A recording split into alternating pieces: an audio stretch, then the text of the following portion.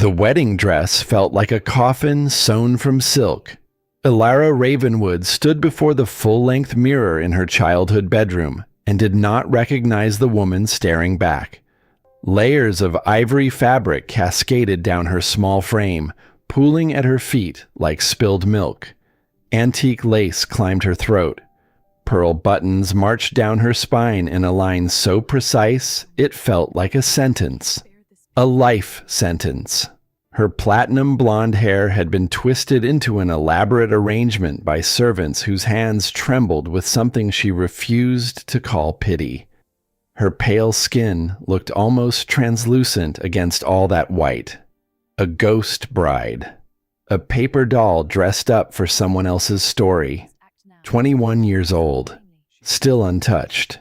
Still innocent in ways that made the pack whisper behind cupped hands when they thought she could not hear. Poor Elara. Sweet Elara. Elara, who had never been kissed like she meant it, who had never felt hands on her skin that made her forget her own name, who had never once in her entire sheltered life understood what it meant to burn. Until 3 hours ago, that had been fine. Until 3 hours ago, she had been promised to Dorian Hale. The beta's son, perfectly acceptable, perfectly boring, perfectly safe.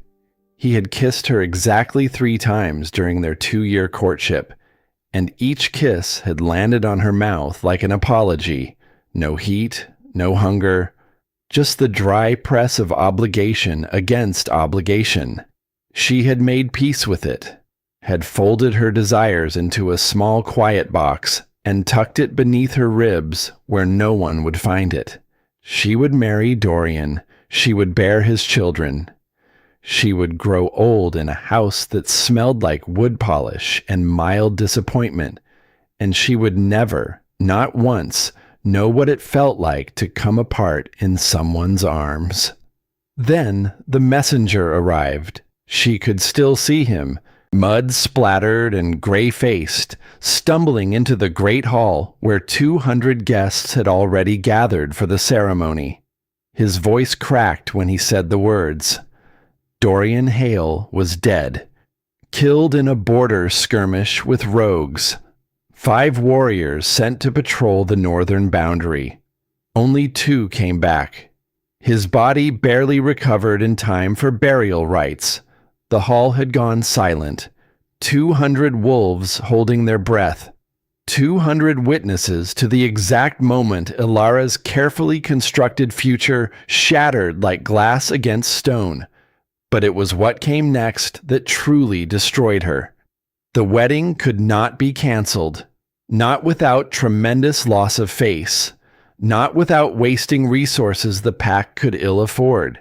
Her parents had spent 6 months preparing, had invited wolves from across the northern territories, had made promises and political arrangements that could not simply be unmade because the groom happened to be dead. So the council made a decision. The wedding would proceed, just with a different groom. A knock at the door made her flinch. Her mother entered in ceremonial robes, her expression so carefully neutral it looked like a mask painted onto living skin. "You look beautiful," she said softly, adjusting a fold in the dress that did not need adjusting. "The council has made their choice." Elara's throat tightened. "Who?" Her mother's hands went still. For one unguarded moment, something like awe broke through that careful mask. The Alpha King himself. The words landed like stones dropped into deep water. Kael Shadowthorn, ruler of 5 packs spanning hundreds of miles.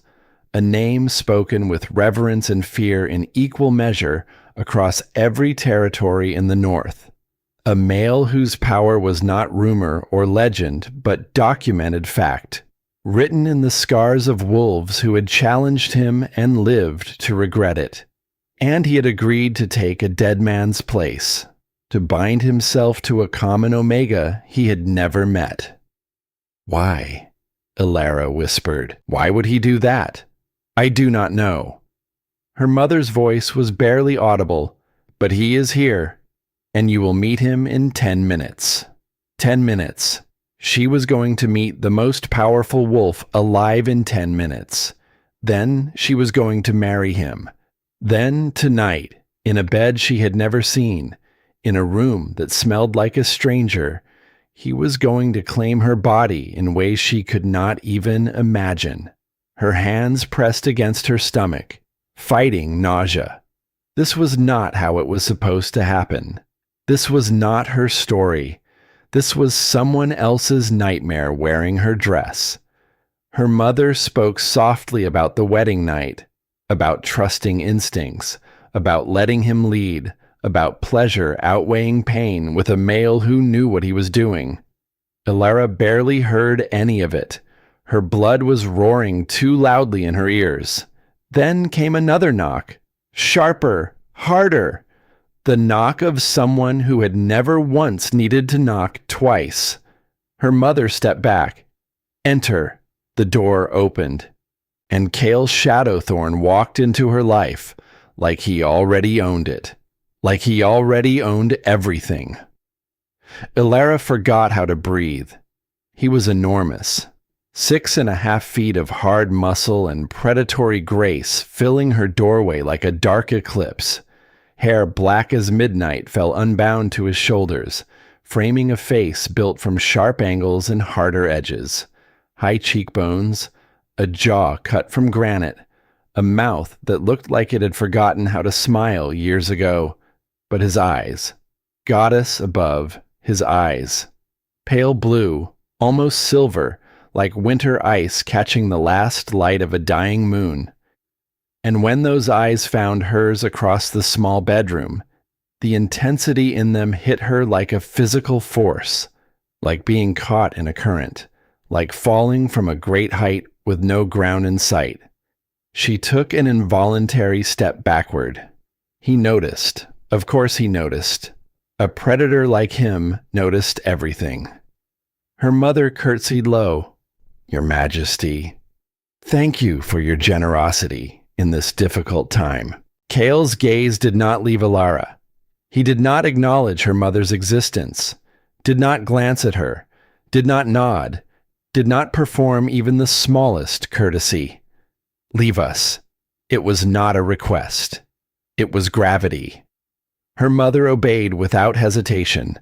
The door closed with a soft click that echoed like a gunshot. They were alone. He took a step closer, then another, moving with the fluid certainty of someone who had never been denied anything, who had never needed to ask permission for a single thing in his long and violent life. Elara's heart slammed against her ribs. Her Omega nature screamed at her to bare her throat, to submit, to fold herself small and yielding before this apex predator barely contained in human skin. She did not. Instead, she lifted her chin, and she asked the question no one else had thought to ask. "Why did you agree to this?" Kael stopped. One eyebrow lifted, the faintest shift in his expression, so subtle she almost missed it. Surprise. "What do you gain?" she pressed, her voice shaking but clear. "From marrying a common Omega you have never met? From stepping into a dead man's wedding?" Silence stretched between them. His pale eyes studied her with an intensity that felt like being examined under glass, every flaw visible, every secret exposed. Then something extraordinary happened. He smiled. Not much. Just the faintest curve at one corner of that hard mouth. But it transformed his face for half a second from terrifying to devastating. "The goddess intervened," he said. His voice was deep and rough, like gravel wrapped in velvet. "And you just proved she was right to." He closed the remaining distance between them. So close now she had to tilt her head back to meet his eyes. So close she could smell him. Pine. Snow. Something wild and ancient that made heat coil low in her belly like a living thing waking from long sleep. His hand rose, One finger traced along her jawline with a gentleness that contradicted everything about his size and reputation. And the moment his skin touched hers, lightning struck. Not metaphor, not poetry. Actual electricity arcing between them, a jolt so intense they both felt it. A spark that made her gasp and made his hand freeze mid-motion. His eyes widened. The smile vanished. Something raw and unguarded flashed across his face. Shock, recognition, and beneath it all, a certainty so absolute it terrified her. "Impossible," he breathed. "What is impossible?" He did not answer. His thumb traced her cheekbone with a reverence that warred against the hunger darkening his eyes. His gaze dropped briefly to her shoulder where the strap of her dress had shifted, exposing the edge of a birthmark she had carried her entire life. A small crescent moon tangled with stars. She pulled the fabric back into place without thinking. "Tonight," he said, his voice dropping to something low and private, meant for her ears alone. "I am going to show you what your body was made for. I am going to touch you in places no one has ever touched. I am going to make you feel things you did not know were possible." Heat flooded her core. Her thighs pressed together involuntarily. "But only," he continued, leaning closer until his mouth nearly brushed her ear, "if you allow it. Say the word, and I stop. Any word, any moment. That is a promise from your king." He pulled back, looked into her eyes, waiting. And Elara realized with a shock that rearranged her entire understanding of power that this man, this alpha king who could crush her with one hand, was asking permission. "The ceremony begins in 5 minutes," he said, his voice steady again, controlled. "When you walk down that aisle, remember this: you are not marrying a stranger. You are stepping into something the goddess built before either of us was born." He turned and left. The door closed. Elara's legs gave out. She sank onto the edge of her bed, chest heaving, hands shaking, the place where he touched her jaw still burning like a brand. She did not understand what had just happened. The electricity, the way her body had responded to his nearness like a compass finding north, the way he had looked at her birthmark. But deep in her bones, in a place that had nothing to do with logic or reason, she knew two things with absolute certainty. He was telling the truth, and the part that terrified her most, the part that made her press her trembling thighs together and bite down on her lower lip until she tasted copper, was not the wedding or the claiming or the unknown darkness waiting in his bed tonight. It was how badly she wanted all of it. The aisle stretched before her like a road with no return.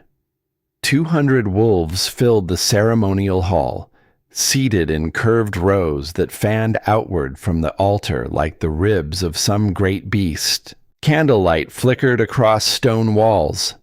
The scent of pine boughs and ceremonial smoke hung thick in the air, sweet and ancient, the smell of binding magic that had joined mates in this hall for centuries.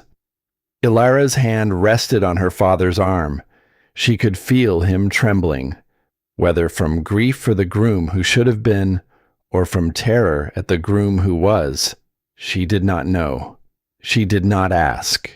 She kept her eyes forward, kept her spine straight, kept her breathing measured even as her heart threw itself against her ribs like a caged animal.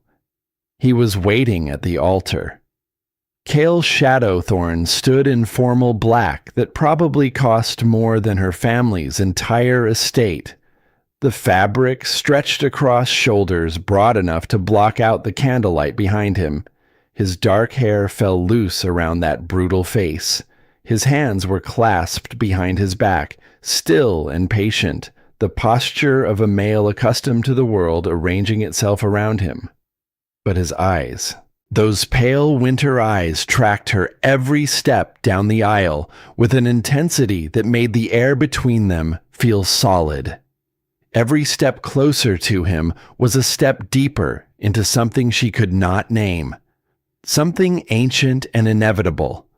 Something that had been waiting for her long before she was born. The guests watched with expressions she cataloged without wanting to. Pity, fascination, envy, fear. They had come to witness her marry Dorian Hale, the Beta's quiet son. Instead, they would watch a common Omega bind herself to a king. She reached the altar. Her father placed her hand in Kael's. The spark hit them both like a wall of heat, stronger than the bedroom, stronger than she thought possible.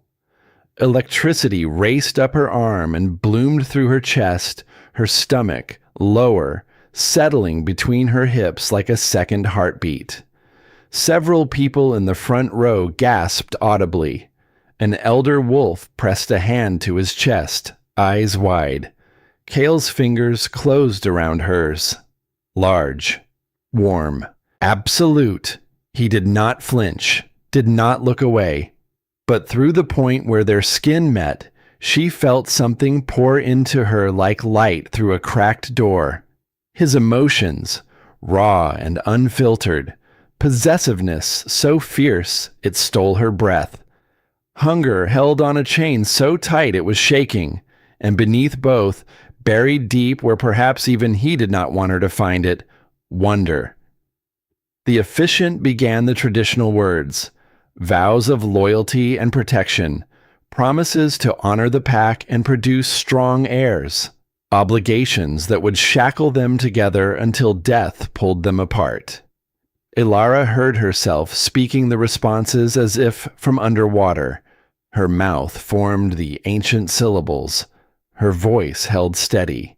But every cell in her body had narrowed its entire attention to the warmth of Kael's hand engulfing hers and the bond forming between them with every word spoken, weaving itself into existence like golden thread pulled through living flesh.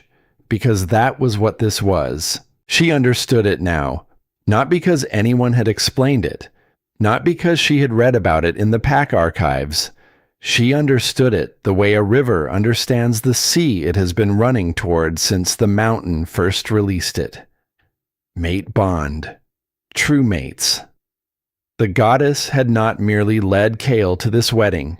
She had removed Dorian Hale from the path, had arranged every circumstance so that Elara would be standing here, binding herself to the one wolf in all existence whose soul was designed to fit against hers. The officiant turned to Kael. You may claim your bride. Elara braced herself for something formal. A measured kiss. A display of restraint appropriate for 200 witnesses. She should have known better. Kael's hand slid to the small of her back and pulled her flush against his body. Hard chest, hard stomach, hard everything. The impact knocked the air from her lungs. His other hand cupped her face, thumb resting against the hinge of her jaw with a gentleness that contradicted the raw force radiating from his frame. Then he kissed her, not chaste, not careful, not appropriate in any definition known to civilized wolves. His mouth claimed hers with a thoroughness that rewired her nervous system, lips coaxing hers apart, tongue sliding against hers in a rhythm that made her core clench so hard she whimpered against his mouth. He tasted like power and dark sweetness and something addictive that made her hands clutch at his chest because her legs had stopped working entirely. She felt his tongue teaching her, felt herself responding on instinct, kissing him back with an enthusiasm that should have burned her with shame. 200 wolves were watching. 200 witnesses to the Alpha King devouring his bride's mouth, like he was claiming her soul through her lips. She did not care. Kael held her weight with one arm banded around her waist when her knees buckled. held her like she weighed nothing, kissed her like the audience had ceased to exist, like the entire world had narrowed to the place where his mouth met hers. When he finally pulled back, Elara was gasping. Her lips felt swollen, wet, bruised in the best possible way. Her body trembled with needs that had no name yet. "Mine," he growled, low enough that only she could hear, quiet enough that the word felt like a secret pressed into the space between their mouths. And the mate bond snapped into place with a force that made her cry out. Golden, unbreakable, a thread connecting her heart to his that she could feel humming in her blood, singing in her bones. His emotions flooded through her, possessiveness, fierce protective fury, desire so intense it bordered on violence, and wonder. So much wonder it made her eyes sting with tears she refused to shed in front of 200 strangers. The officiant cleared his throat. "I present to you Alpha King Kael Shadowthorn and his mate, Luna Queen Elara." The hall erupted. Applause. Ceremonial howls. The ancient sounds of a pack welcoming its new queen. Elara barely heard any of it. She was too busy holding onto Kael's hand like it was the only solid thing left in a world that had just rearranged itself around her. The feast was exquisite torture. They sat at the high table, elevated above the guests, visible from every angle in the great hall. Elara's back was straight. Her smile was steady. Her hands were folded neatly beside her plate of roasted venison and honey-glazed root vegetables. No one could see what Kael was doing beneath the tablecloth.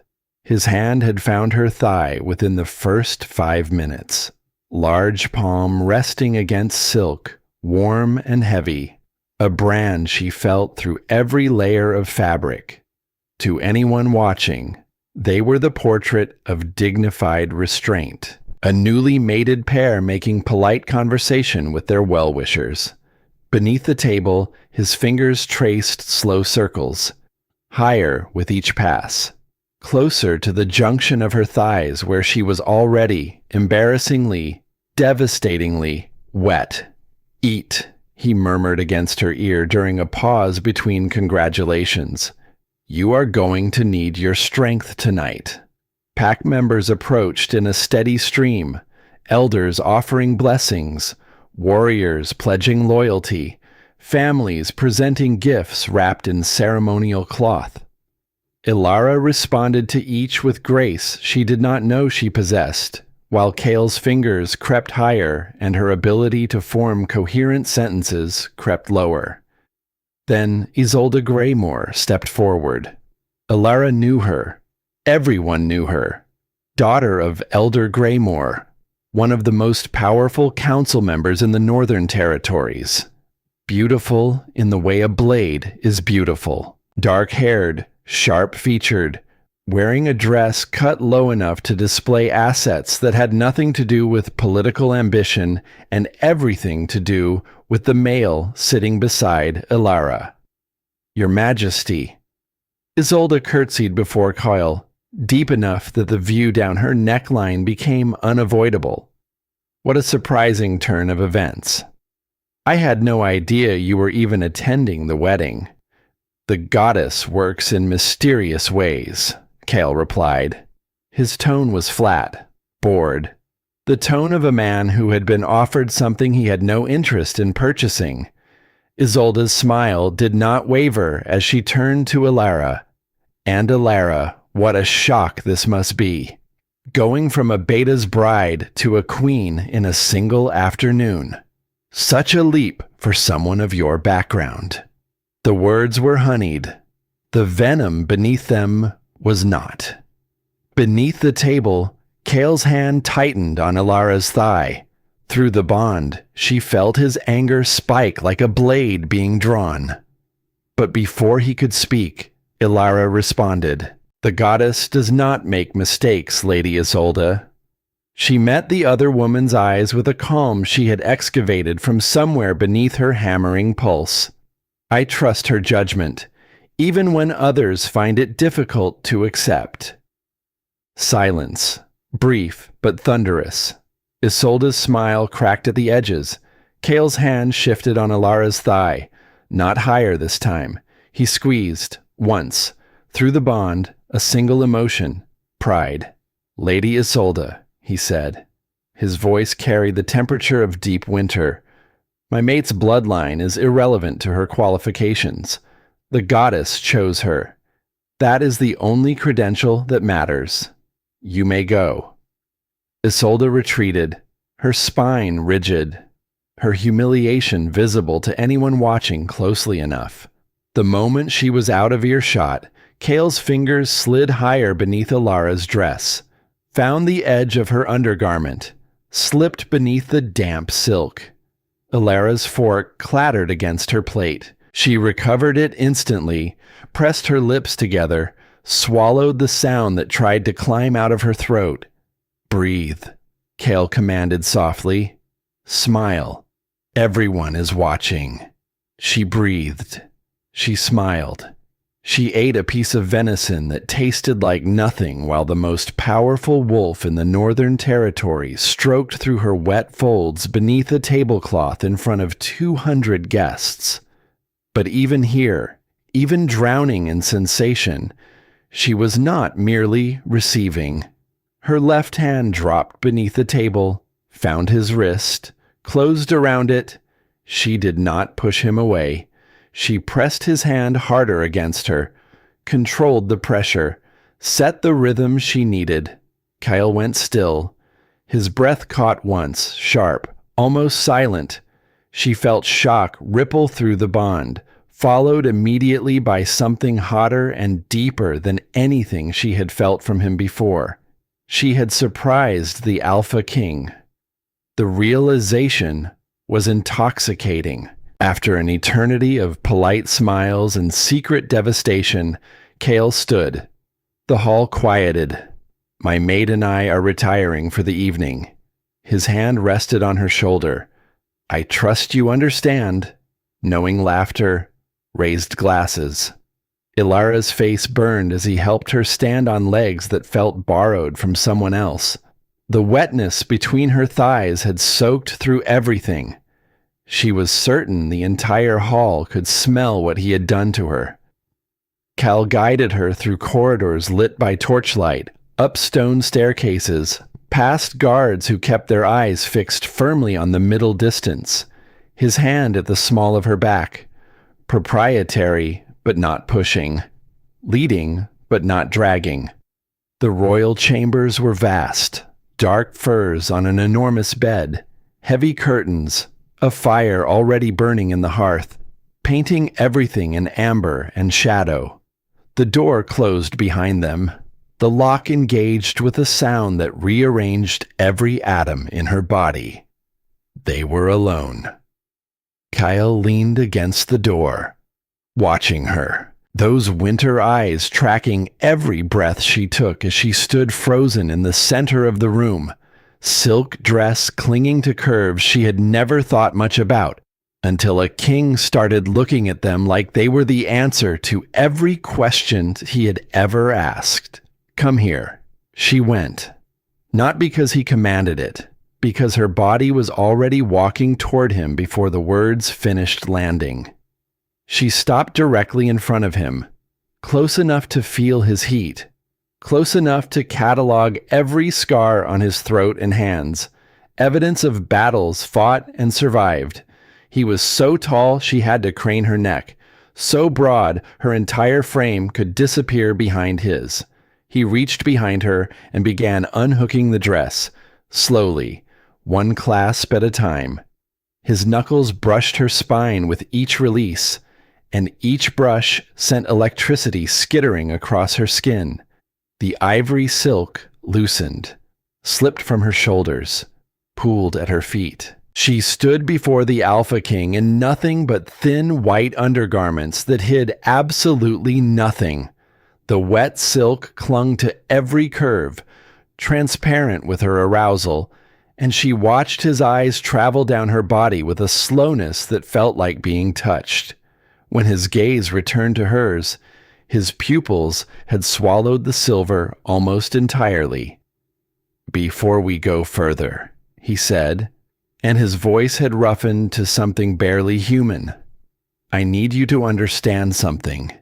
Everything that happens in this room tonight happens because you choose it. I will ask before I take. I will stop the moment you tell me to stop. There is no expectation. There is no obligation. The only thing I want from you is honesty. Do you understand?" "Yes," she whispered.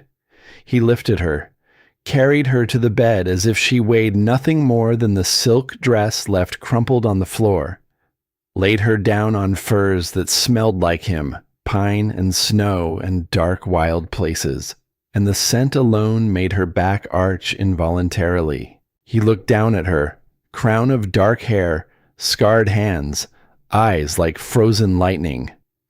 "I am going to touch you now, Elara." His hand settled on her bare stomach, warm and impossibly gentle for something so large. "And I am not going to stop until you are ready for what comes next. But you need to know, I am not a small male. Your first time will stretch you far beyond what you are accustomed to. So we are going to take our time. May I?" The last two words split the world open.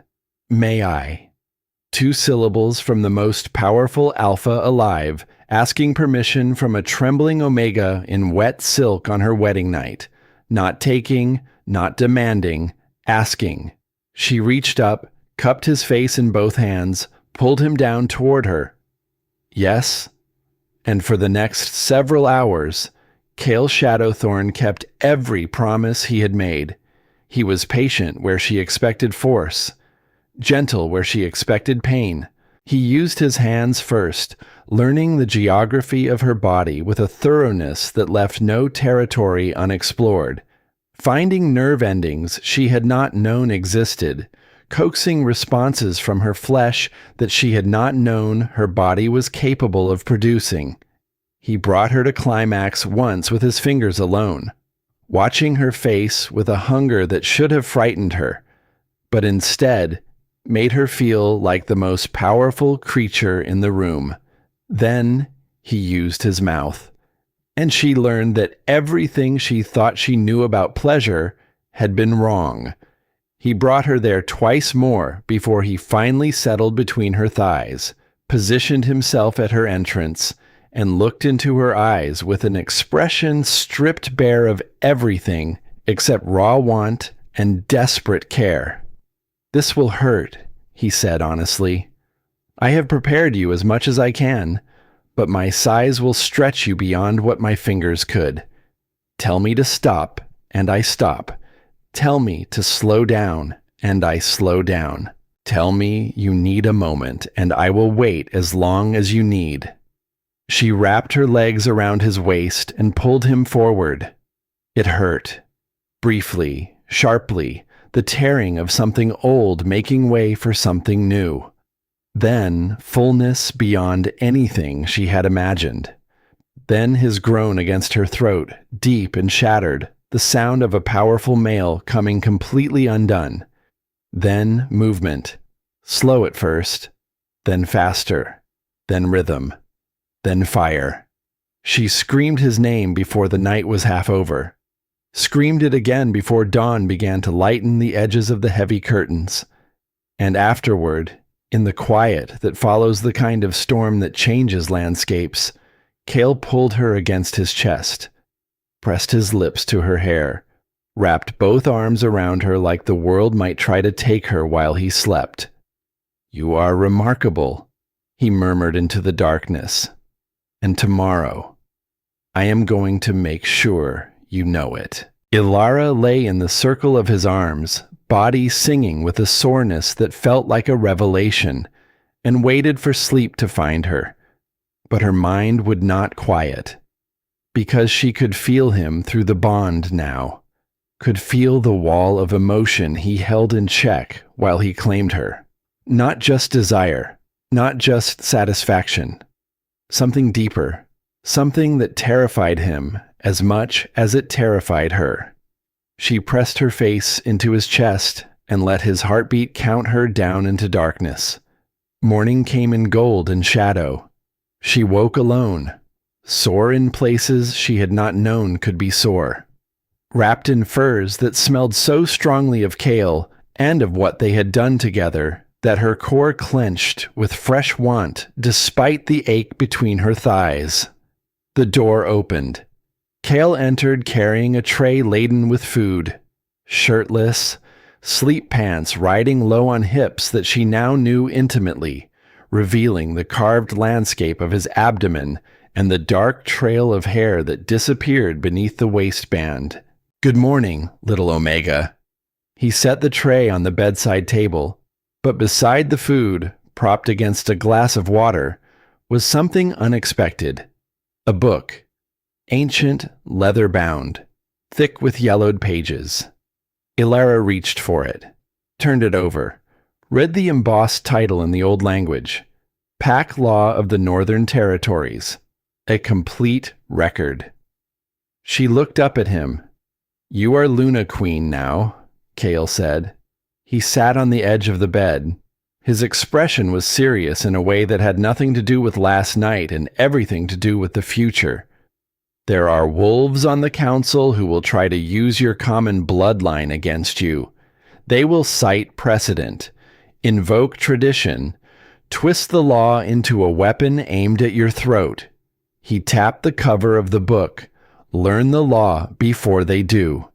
And when they come for you, and they will come for you, you will have the one weapon no Alpha can take from an Omega who knows how to use it.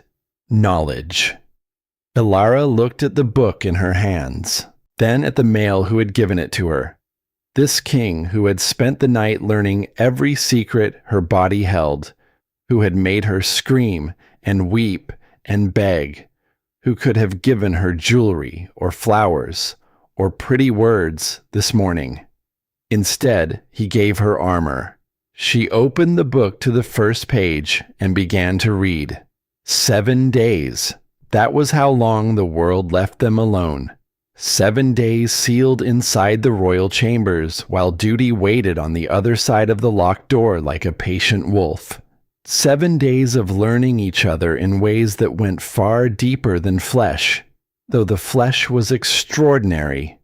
Kael taught her things about her own body that she had never suspected. That the hollow behind her ear could make her entire left side shiver when his tongue traced it. That the small of her back was a direct line to the heat between her thighs when he pressed his thumb there with exactly the right amount of force. That she could climax from nothing but his voice if he spoke low enough and long enough, while his hands remained perfectly still on her hips. But it was what happened between those encounters that began to change something fundamental inside Elara. On the third morning, she woke before dawn and found Kael standing at the window, staring out at the vast darkness of his territories. Moonlight carved his profile in silver. His shoulders were rigid. His hands gripped the stone ledge with enough force to whiten his knuckles. She came up behind him, pressed her cheek against the warm plane of his back, said nothing. He was quiet for a long time. Then he spoke. "I became Alpha King when I was 19. His voice was low, stripped of its usual command. "My father was killed in a territory dispute. My mother died of grief bond sickness 3 days later. I buried them both on the same day and walked into a council chamber full of wolves who wanted to eat me alive. His hand found hers where it rested against his stomach, drew it tighter around him. 12 years I have ruled 5 packs. 12 years of border wars, rogue incursions, council politics, and assassination attempts. 12 years of sleeping alone in that bed behind you, knowing that every wolf in my territory either fears me or wants something from me. That no one, not a single soul, has ever looked at me and seen anything other than the crown or the threat. He turned to face her. In the moonlight, his silver eyes looked almost human, almost vulnerable, until you walked down that aisle, until you looked at me in your bedroom and asked me why. Not what you could gain, not how to survive. Why? As if my reasons mattered, as if I mattered, separate from the title. Elara reached up and traced the scar that ran along his jawline, a thin white line she had kissed a dozen times without knowing its origin. You matter, she said simply. Separate from everything. Something cracked open behind his eyes. He kissed her then, not with the devouring hunger of their wedding night, but with something quieter and more devastating. The kiss of a man allowing himself to need something for the first time in 12 years. They made love after that with an unhurried tenderness that felt like a conversation in a language neither of them had spoken before. And when they were finished, tangled together in the furs, Elara told him her own truth. I have spent my entire life being told I am adequate. The word tasted bitter even now. Adequate Omega. Adequate match for a beta's son. Adequate addition to a third-ranking family that has never distinguished itself in any meaningful way. Every compliment I have ever received was a variation of the word enough, pretty enough, smart enough, obedient enough. She traced idle patterns on his chest, following the map of scars. I made peace with it, told myself that wanting more was selfish. That burning for something extraordinary was a fantasy for stronger wolves, bolder wolves, wolves with bloodlines that justified ambition. I folded myself small and quiet and called it maturity. Her hand stilled over his heart.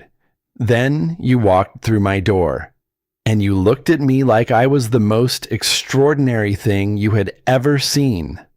Like adequate was an insult. Like small and quiet was a waste of something precious. Kael's arm tightened around her. Because it is, he said, and I am going to spend the rest of my life making sure you never fold yourself small again. On the 5th day, something shifted. They were lying in bed, catching their breath after an encounter that had left the sheets tangled beyond recovery, when Elara rolled onto her stomach and propped herself up on her elbows. I want to try something. Kael raised an eyebrow.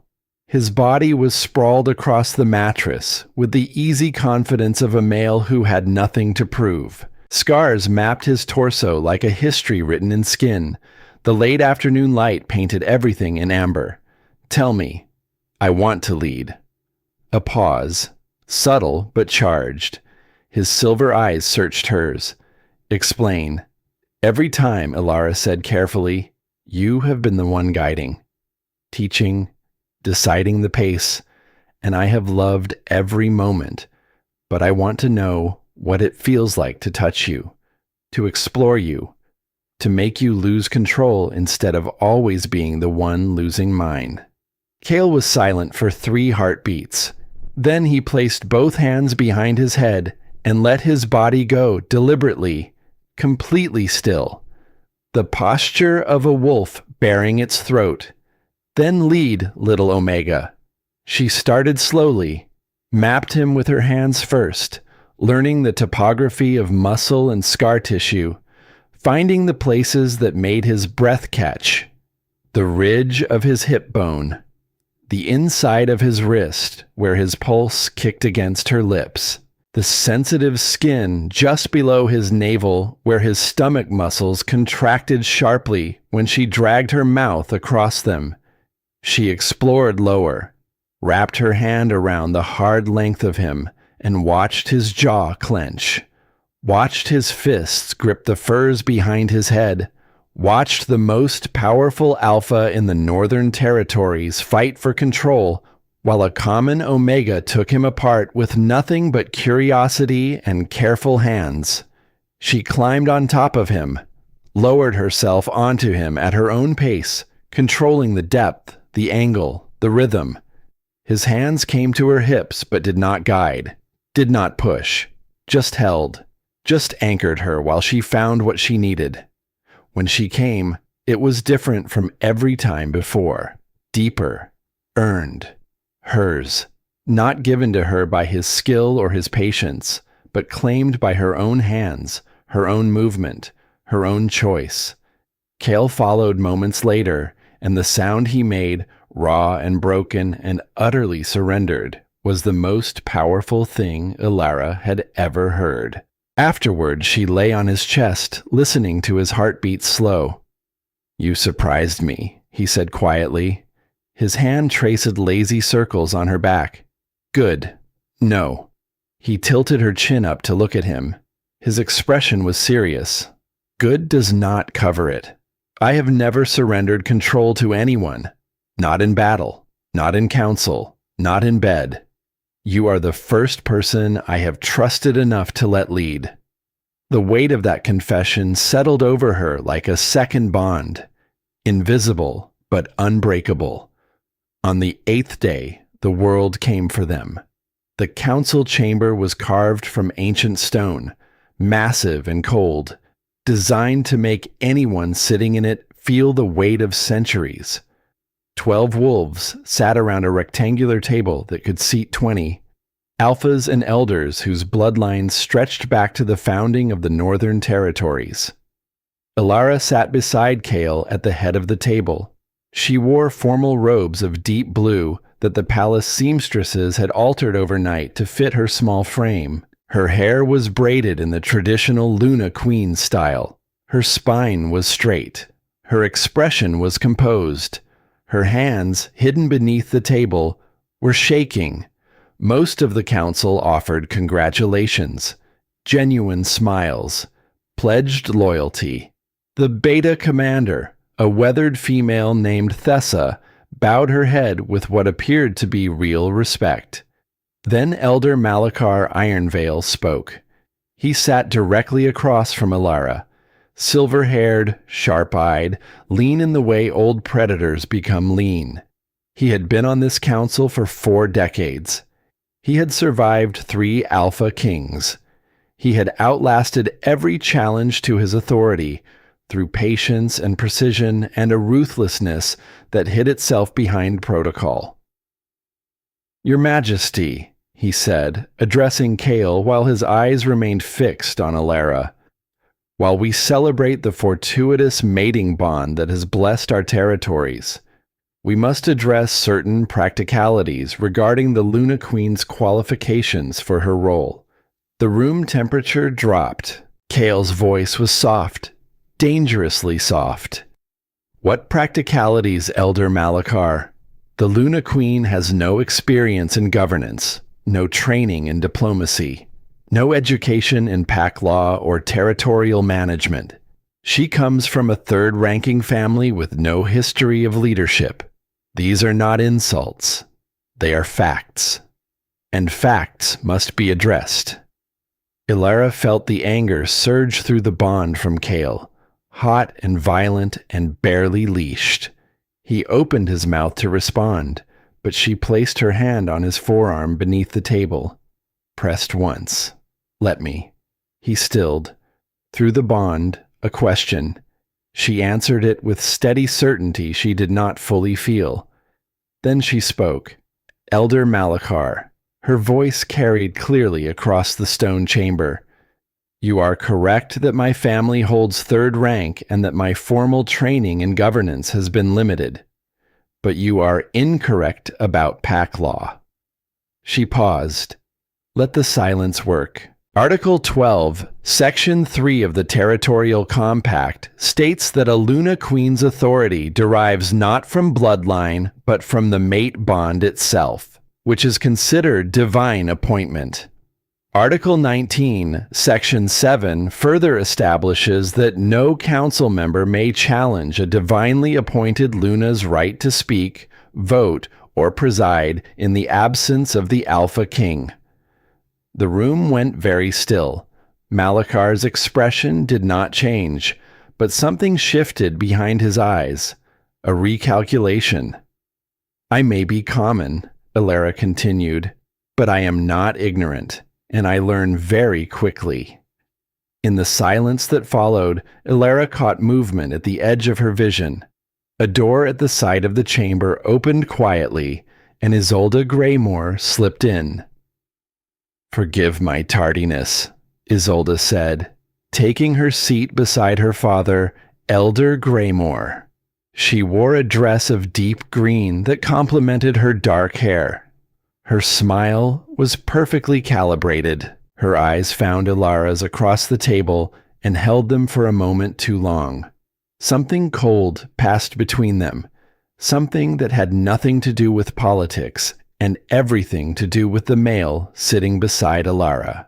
Kael's hand found Elara's beneath the table, squeezed. Through the bond, a clear message. I see her too. I see what she is. The meeting continued. Trade disputes, border reports, resource allocation. Elara listened intently, cataloging information, noting which council members deferred to Malakar and which operated independently. She was mapping the political landscape the way a general maps terrain before battle, because that was what this was, a battle, and the first skirmish had already been fought. The days that followed revealed Isolde's strategy. She appeared everywhere Elara went, walking the palace gardens, visiting the kitchens, attending the morning audiences where pack members brought disputes before the Luna Queen, always helpful, always smiling, always finding the precise word that would burrow beneath Elara's skin and lay its eggs in her doubt.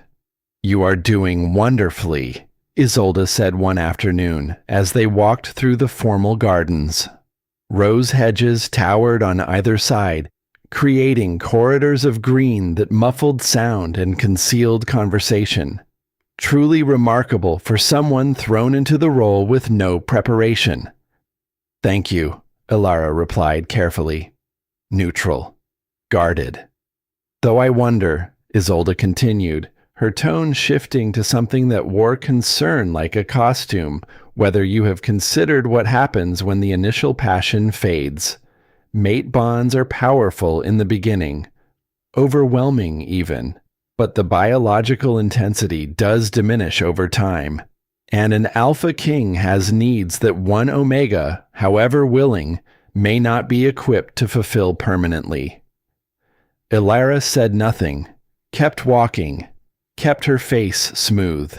"I have known wolves whose bonds formed during the mating ceremony itself," Isolde continued, plucking a rose with casual grace. "The proximity, the heightened emotions, the ritual energy.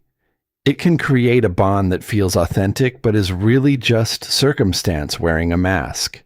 In time, Kael will seek companions who match him intellectually, politically, physically."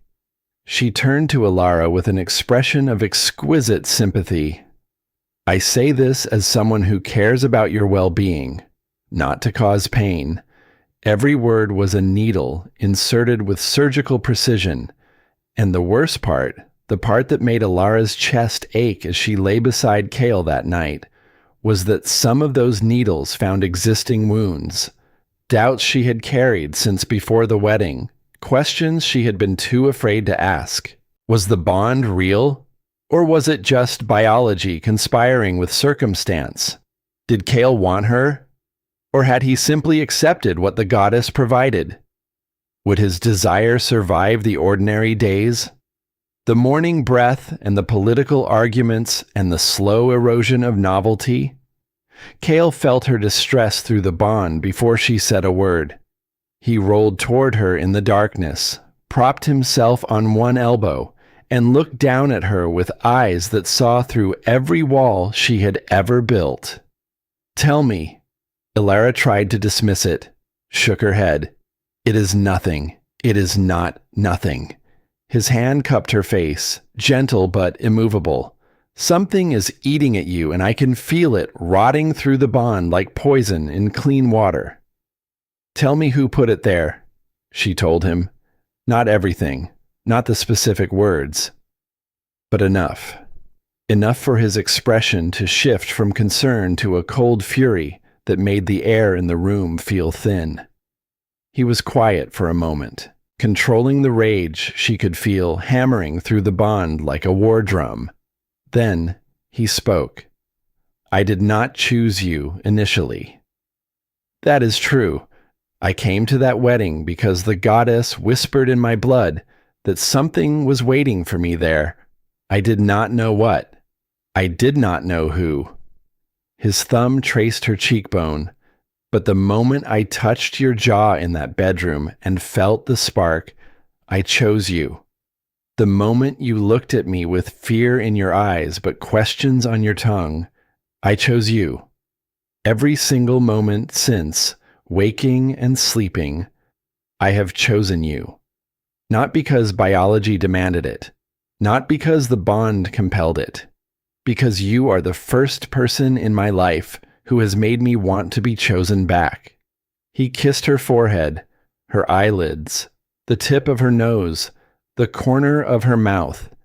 Isolde Greymore spent 5 years positioning herself to be my queen. She studied my habits, learned my preferences, engineered encounters, and manufactured opportunities. She did everything except the one thing that mattered. What was that? She never once surprised me. His eyes held hers. You surprised me in the first 30 seconds. You are still surprising me, and I have zero interest in any wolf who does not. Elara kissed him then, pulled him down into her with a need that had nothing to do with biology and everything to do with the terrifying, exhilarating reality of being fully seen by someone who could have had anyone. They made love slowly. Not the frantic hunger of the first nights or the exploratory tenderness of their 5th day. Something new. Something that felt like two people building a house together, brick by careful brick, in a place where storms were coming, but the foundation was sound. Afterward, in the quiet, Elara told him the other thing. I am pregnant. She felt the words land in his body through the bond before his mind processed them. A shock wave of emotion so vast it defied categorization. Joy and terror and fierce protective fury and something ancient and primal that had no name in any language she spoke. Kael slid down her body, pressed his face against her stomach. His hands cradled her hips with a reverence that made her heart crack open. When he looked up, there were tears on his face. The Alpha King of 5 territories, the most feared wolf in the north, was crying against her belly with the raw, unguarded wonder of a man who had just been given something he never believed he deserved. A pup, he whispered. Our pup. The physical proof that this bond is real. He pressed his lips to her skin. Thank you, Elara, for being brave enough to accept me, for giving me everything I did not know I was starving for. She threaded her fingers through his dark hair and held him there while the fire crackled and the night deepened around them, and somewhere inside her, something tiny and fierce and extraordinary grew. The announcement split the council down the center. Half the members offered congratulations. The Beta Commander Thessa presented a traditional blessing token, a carved wolf pup in white stone, and clasped Elara's hands with genuine warmth. The other half, clustered around Malachar like satellites orbiting a cold planet, expressed concern. The child may not survive to term, Malachar said during the emergency session. We have no precedent for a common Omega carrying the heir to 5 territories. The bloodline question alone raises complications. The healer says the child is unusually strong, Kael responded. His voice was controlled, but the bond radiated fury so intense Elara had to breathe through it. Healers can be mistaken. Malakar's expression was carved from granite. I advise caution. Preparations for all eventualities. Through the bond, Elara felt Kael's translation of those careful words. They want the pregnancy to fail. They want you to fail. So I will be free to choose differently. After the meeting, the elderly healer who had confirmed the pregnancy asked Elara to remain for an additional examination. Her weathered hands pressed against Elara's stomach for a long time, her expression shifting through several stages of concentration before settling on something Elara could not read. The child's life force is remarkable, the healer said slowly, stronger than any I have encountered in decades of practice, far beyond what one would expect from a standard Omega bloodline. Her eyes lifted to Elara's shoulder, where the neckline of her dress had shifted just enough to expose the edge of her birthmark. The crescent moon tangled with stars. The healer's hands went still. "May I?" she asked quietly. Elara hesitated, then pulled the fabric aside. The healer stared at the mark for a very long time. Her face lost color, then gained it back, then lost it again. She said nothing, straightened Elara's dress, patted her hand. "Rest well, Your Majesty. The child needs your strength." But as Elara left the healing chambers, she glanced back. The healer was pulling an ancient text from the highest shelf, hands trembling, mouth moving in what might have been a prayer or might have been a curse. And at the next council meeting, Elara noticed something that planted ice in her stomach. Malakar was watching her, not with the usual disdain, not with the calculated neutrality he wore like armor. He was watching her the way a wolf watches a fire that has just appeared inside the den, with fear. And Elara, who had spent her whole life being underestimated, recognized fear in a powerful man's eyes with the fluency of someone who had been taught to look for it. Something was coming.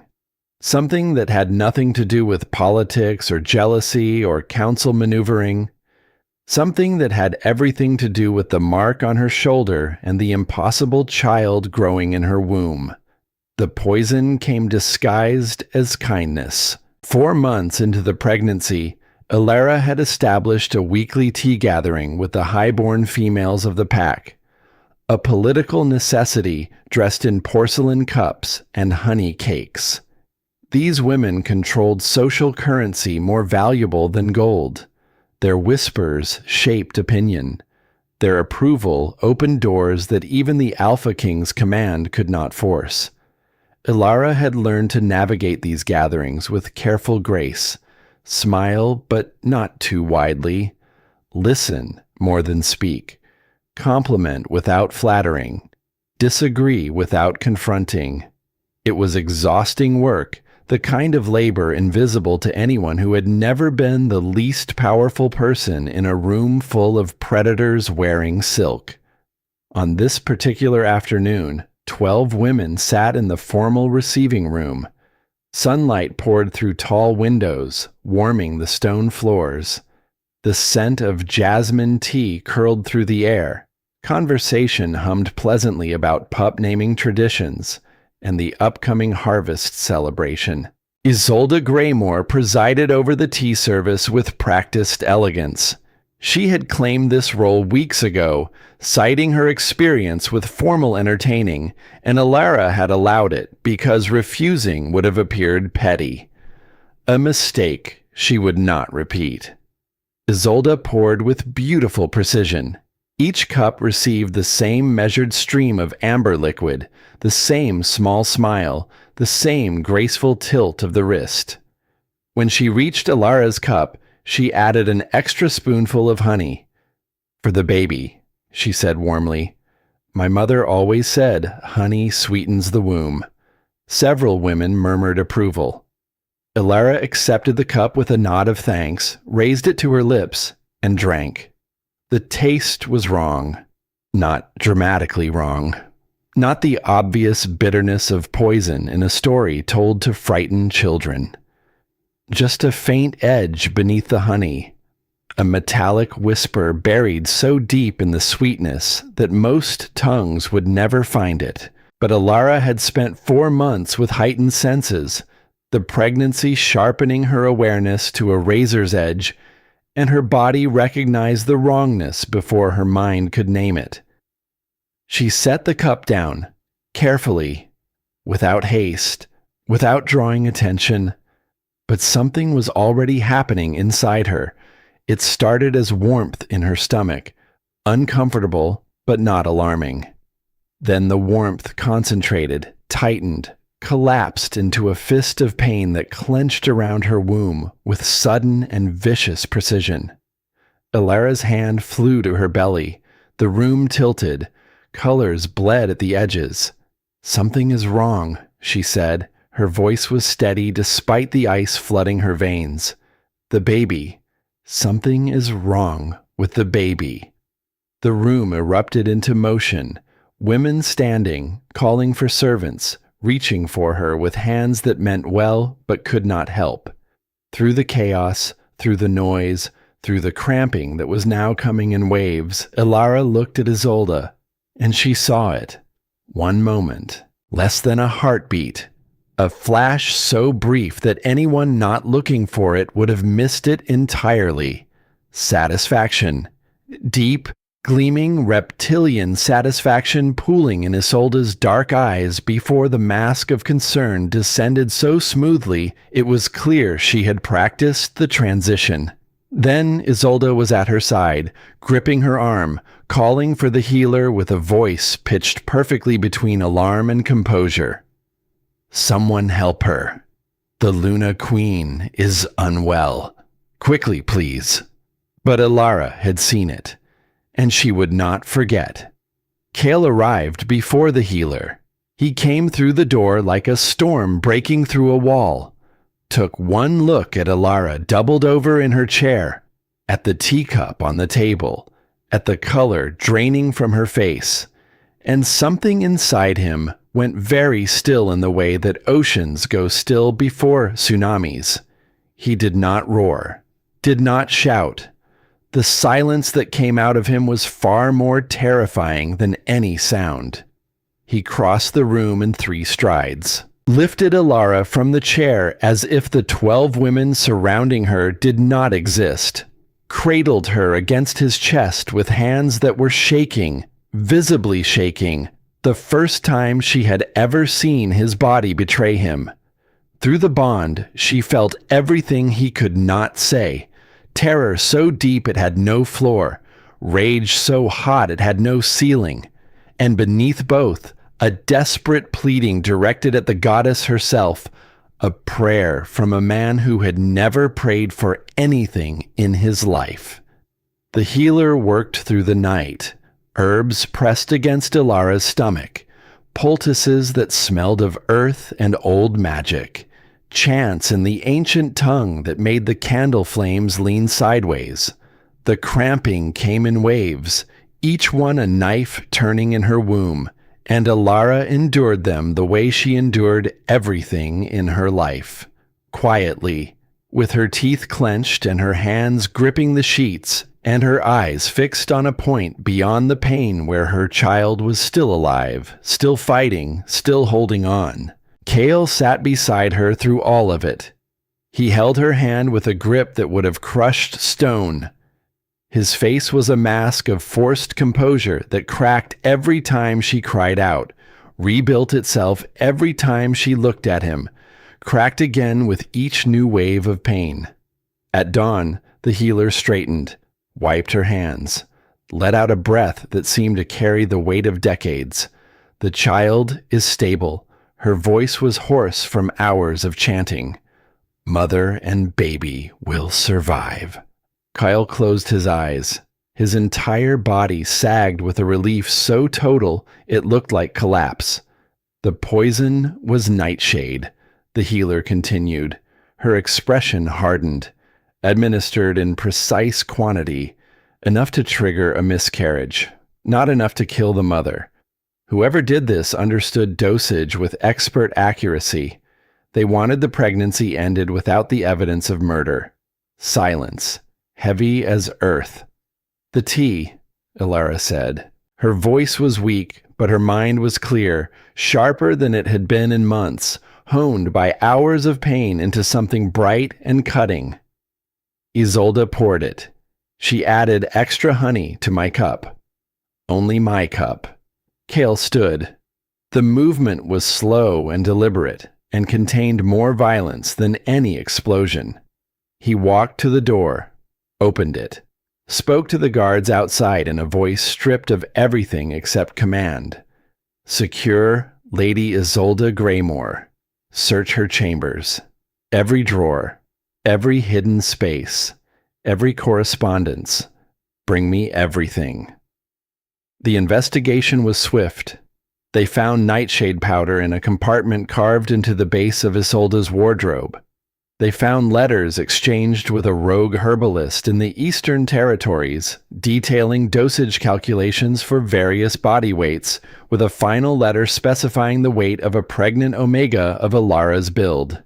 They found payment records, coded but decipherable. A trail of silver leading from Isolde's personal accounts to the herbalist and back.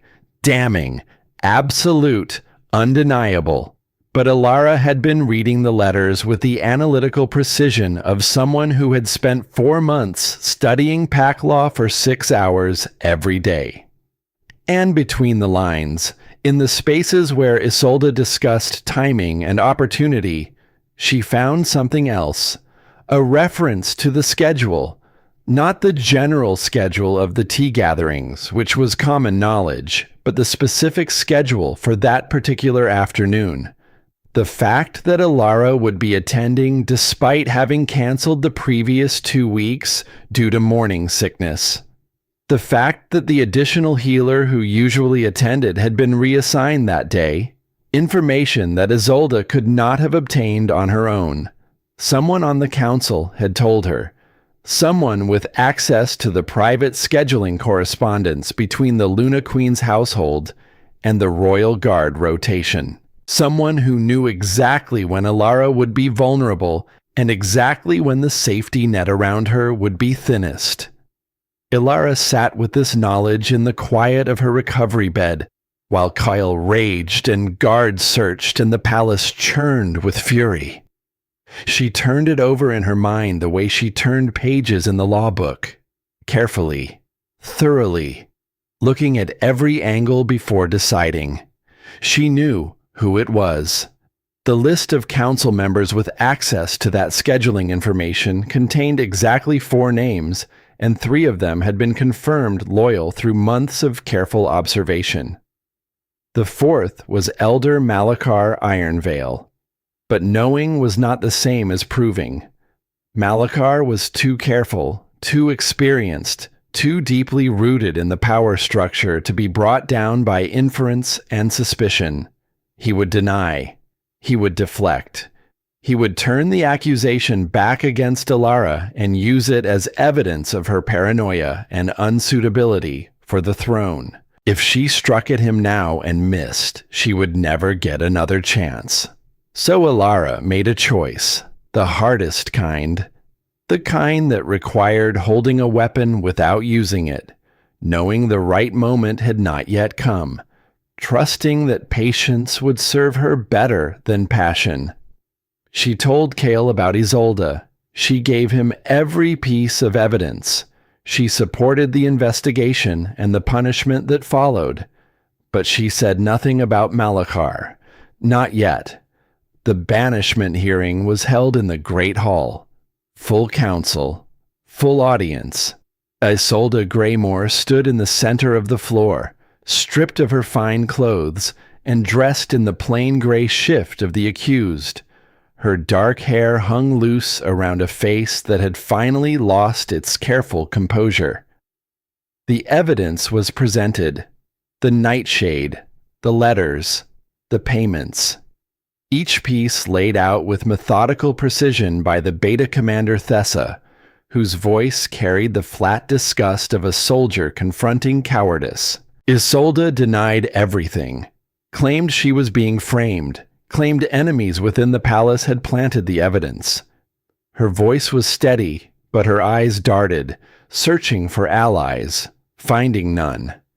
Elder Greymore, her father, attempted to intervene, argued for leniency, house arrest rather than exile, counseling rather than banishment. His voice carried the desperation of a parent watching their child drown.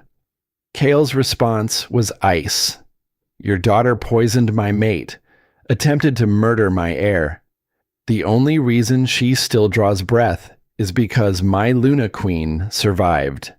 The only mercy I will offer is the mercy of distance. If she sets foot in the Northern Territories again, the penalty is death. He turned to the full council. His alpha command pressed against every wolf in the room like the weight of deep water. Lady Isolde Greymore is stripped of all rank and title, banished from the Northern Territories effective immediately. Any wolf who provides her shelter within our borders shares her sentence. Guard stepped forward, took Isolde's arms, began leading her toward the doors. That was when she broke. She does not deserve you. The scream ripped from Isolde's throat as she twisted against the guards, her composure shattering into 1,000 pieces of raw fury. She is common and weak, a replacement bride, a placeholder. I would have given you strong heirs. I would have been a real queen. She will bring nothing but shame to your bloodline.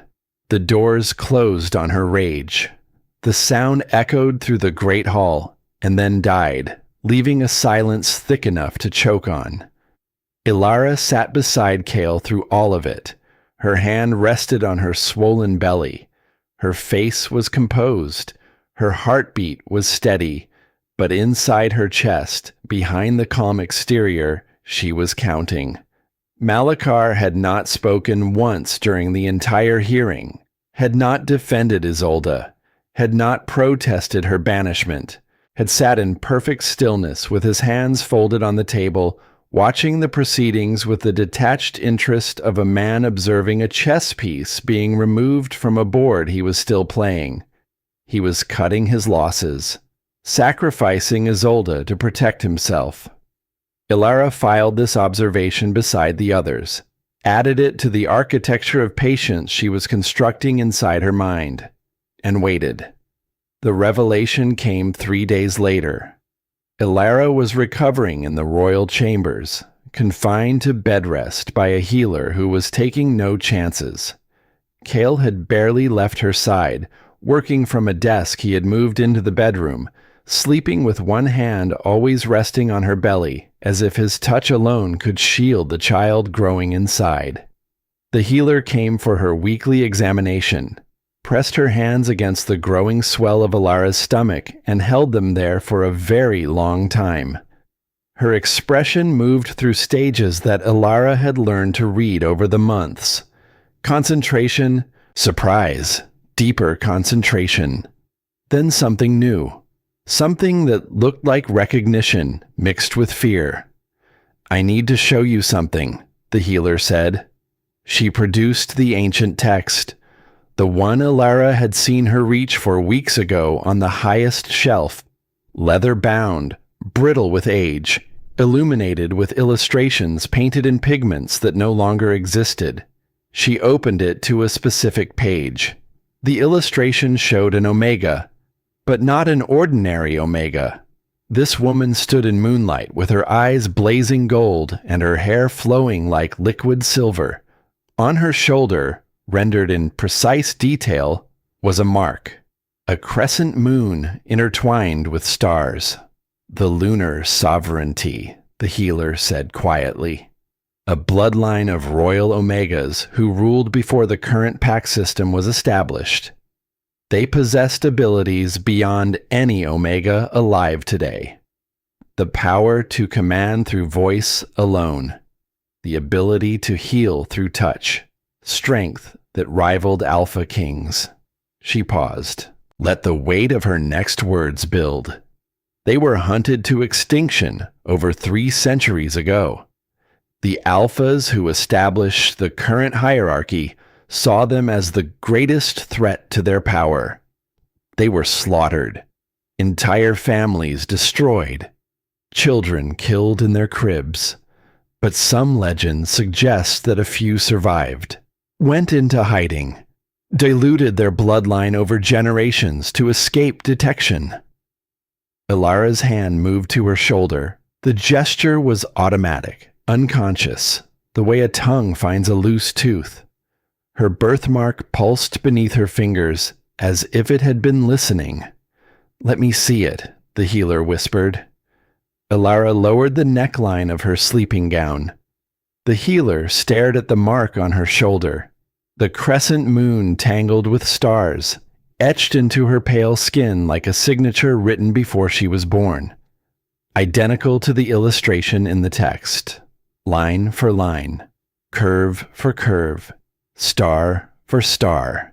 You are Lunaris, the healer's voice trembled. Direct descendant of the moon's sovereignty, the child's extraordinary strength, the power I felt pulsing through your womb from the very beginning. This is why. Lunaris blood mixing with Alpha King lineage. Elara sat in the silence that followed. The book lay open on the bed between them. The illustrated Omega stared up at her from across 3 centuries of persecution with golden eyes that might have been her own. She was not common, had never been common.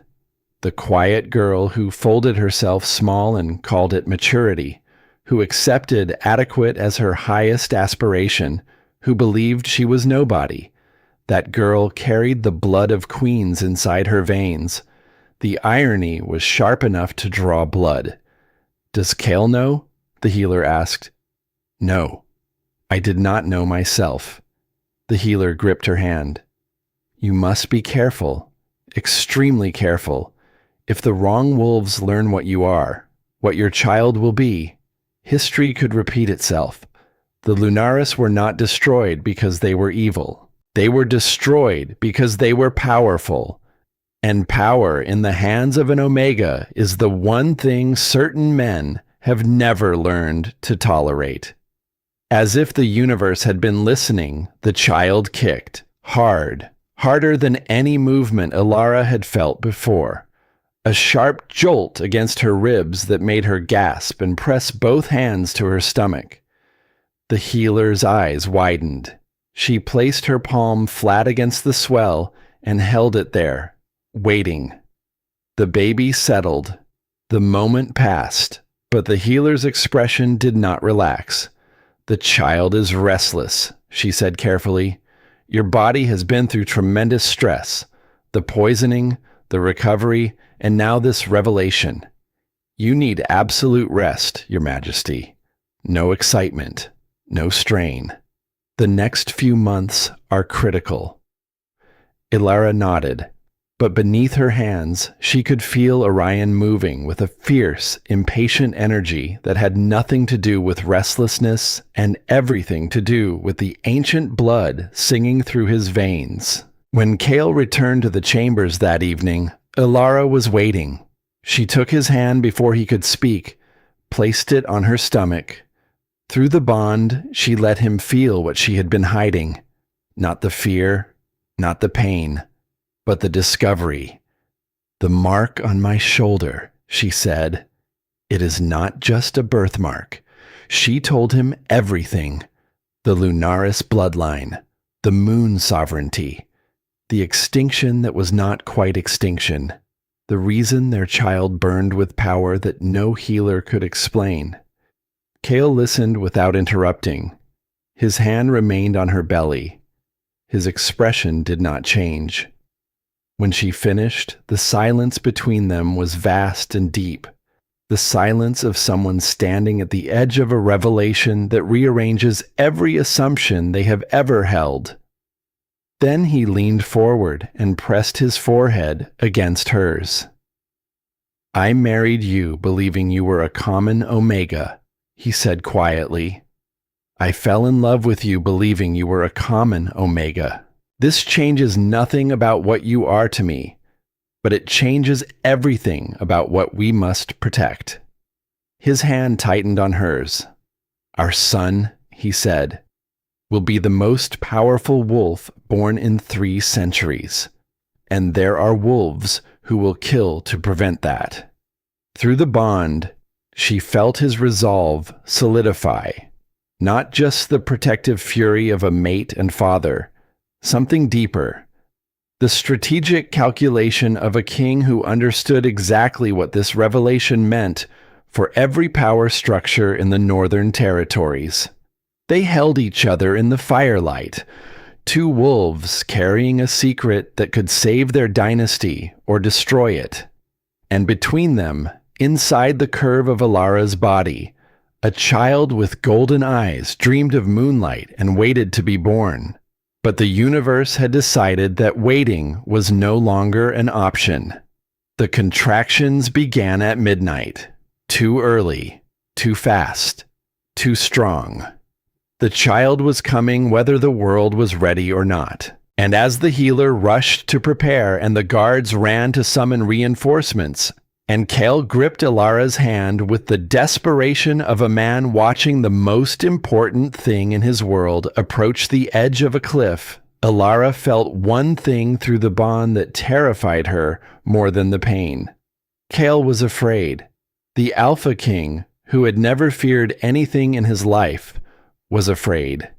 And that meant what was coming would require more than strength, more than power, more than the blood of ancient queens. It would require everything they had, and possibly more than they could survive. The birth was a war fought inside her body. Contractions came like siege engines, rhythmic and merciless, each one driving deeper into territory that was not ready to surrender. The child was too large for her small frame, too strong, too determined to enter a world that was not prepared to receive him. Every push tore something. Every breath between pushes was borrowed time. Elara gripped the bed frame with both hands, knuckles white, tendons standing out on her forearms like cables under strain. Sweat plastered her platinum hair to her face. Blood soaked through the linens faster than the servants could replace them, spreading in dark blooms that kept growing, kept reaching, kept claiming more of the white fabric. The healer worked with grim efficiency, hands moving, herbs burning, ancient words spilling from her lips in a continuous stream that sounded less like medicine and more like negotiation with something vast and indifferent. Kael was beside her. He had not moved from that spot in 6 hours. His hand engulfed hers completely, and she could feel through the bond that he was pouring his strength into her, feeding her his own energy through the golden thread that connected them, giving her everything he had without reservation and without counting the cost. "Push," the healer commanded. "The child is crowning." "One more. Give me one more." Elara pushed. Something tore deep inside her, a wet, giving way that she felt more than heard, and pain whited out her vision entirely. She screamed. The sound bounced off the stone walls and came back to her distorted, unrecognizable, the scream of an animal rather than a woman. Blood. Too much blood. She could smell it now, copper and salt, could feel it running warm between her thighs and pooling beneath her on sheets that had given up any pretense of absorbing what her body was losing. The healer's expression changed. A small shift, a tightening around the eyes, a compression of the lips, subtle enough that anyone watching from across the room might have missed it. But Elara was close enough to read the truth written in those deep lines. She was dying. The bleeding will not stop. the healer said to Kael. Her voice was quiet, controlled. The voice of someone delivering information that could not be softened and should not be delayed. Even if we save the child, the mother may not survive. No. The word came from Kael like the sound of something fundamental breaking, not a shout, not a roar. A single syllable that contained the collapse of every structure he had ever built inside himself to manage fear. He climbed onto the bed beside Elara, gathered her against his chest. She was so weak now that her head lolled against his shoulder, and through the bond she could feel his emotions careening wildly between terror and fury and a desperate refusal to accept what the healer's eyes had already confirmed. "You are not leaving me," he said against her ear. His voice shook. The Alpha King's voice shook. "Do you hear me, Elara? The goddess did not orchestrate everything that brought us together just to tear us apart. I will not allow it." Through the bond, she felt him gathering something, pulling his life force together like a man cupping water in his hands, knowing most of it would spill but refusing to stop trying. Alpha energy, raw and concentrated. The fundamental essence of what made him the most powerful wolf alive. "Kael," she whispered. Her voice was barely there. A candle flame in a hurricane. "The baby needs you. If I die, you have to be strong enough to protect him. Do not waste your life on mine. You are not dying." He bit down on his own wrist. The sound of his teeth breaking through his own skin was sharp and final. Blood welled immediately, dark and thick, thrumming with power that Elara could feel radiating from the wound like heat from a forge. Alpha blood, the most potent healing substance in the wolf world, capable of knitting torn tissue, strengthening failing organs, pulling a body back from the edge of death itself. But the cost was absolute. Every drop given was a drop the donor could not replace quickly. Give too much and the healer becomes the patient. Give everything and both wolves die. Kael pressed his bleeding wrist to her lips. "Drink." She tried to turn her head. Tried to refuse, because she could feel through the bond exactly how much he intended to give. And it was too much. Far too much. Enough to save her and destroy him. He held her firm, his other arm locked around her shoulders, his bleeding wrist pressed against her mouth with the gentle implacability of a man who had already made his decision and would not be moved by argument or reason or the fundamental laws of biology. "Drink, Elara. That is not a request from your king. That is a plea from your mate. Drink." She drank. His blood flooded her mouth, hot and metallic and alive with power that tasted like lightning captured in liquid form. She felt it racing through her veins the moment she swallowed, felt it finding the torn places inside her and repairing them with a speed that defied nature, felt her failing organs strengthen, her hemorrhaging slow, her heartbeat steady from its wild fluttering into something rhythmic and sure. The healer urged her to push one final time. Elara pushed, and the child came into the world screaming, not the thin, reedy cry of a premature infant, a full-throated roar of fury and life that filled the chamber and silenced every other sound. Strong lungs, strong voice, strong everything. "A son," the healer announced. She was crying, tears cutting tracks through the grime of hours of desperate work. "You have a son, your majesties." She placed the baby on Elara's chest. He was small but dense with vitality, already trying to lift his head, already searching for the warmth of his mother with an instinct that predated language and logic and civilization itself. His skin was warm against hers.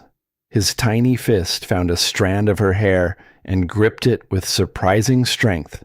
Then his eyes opened. Gold, not brown or blue, or the silver of his father.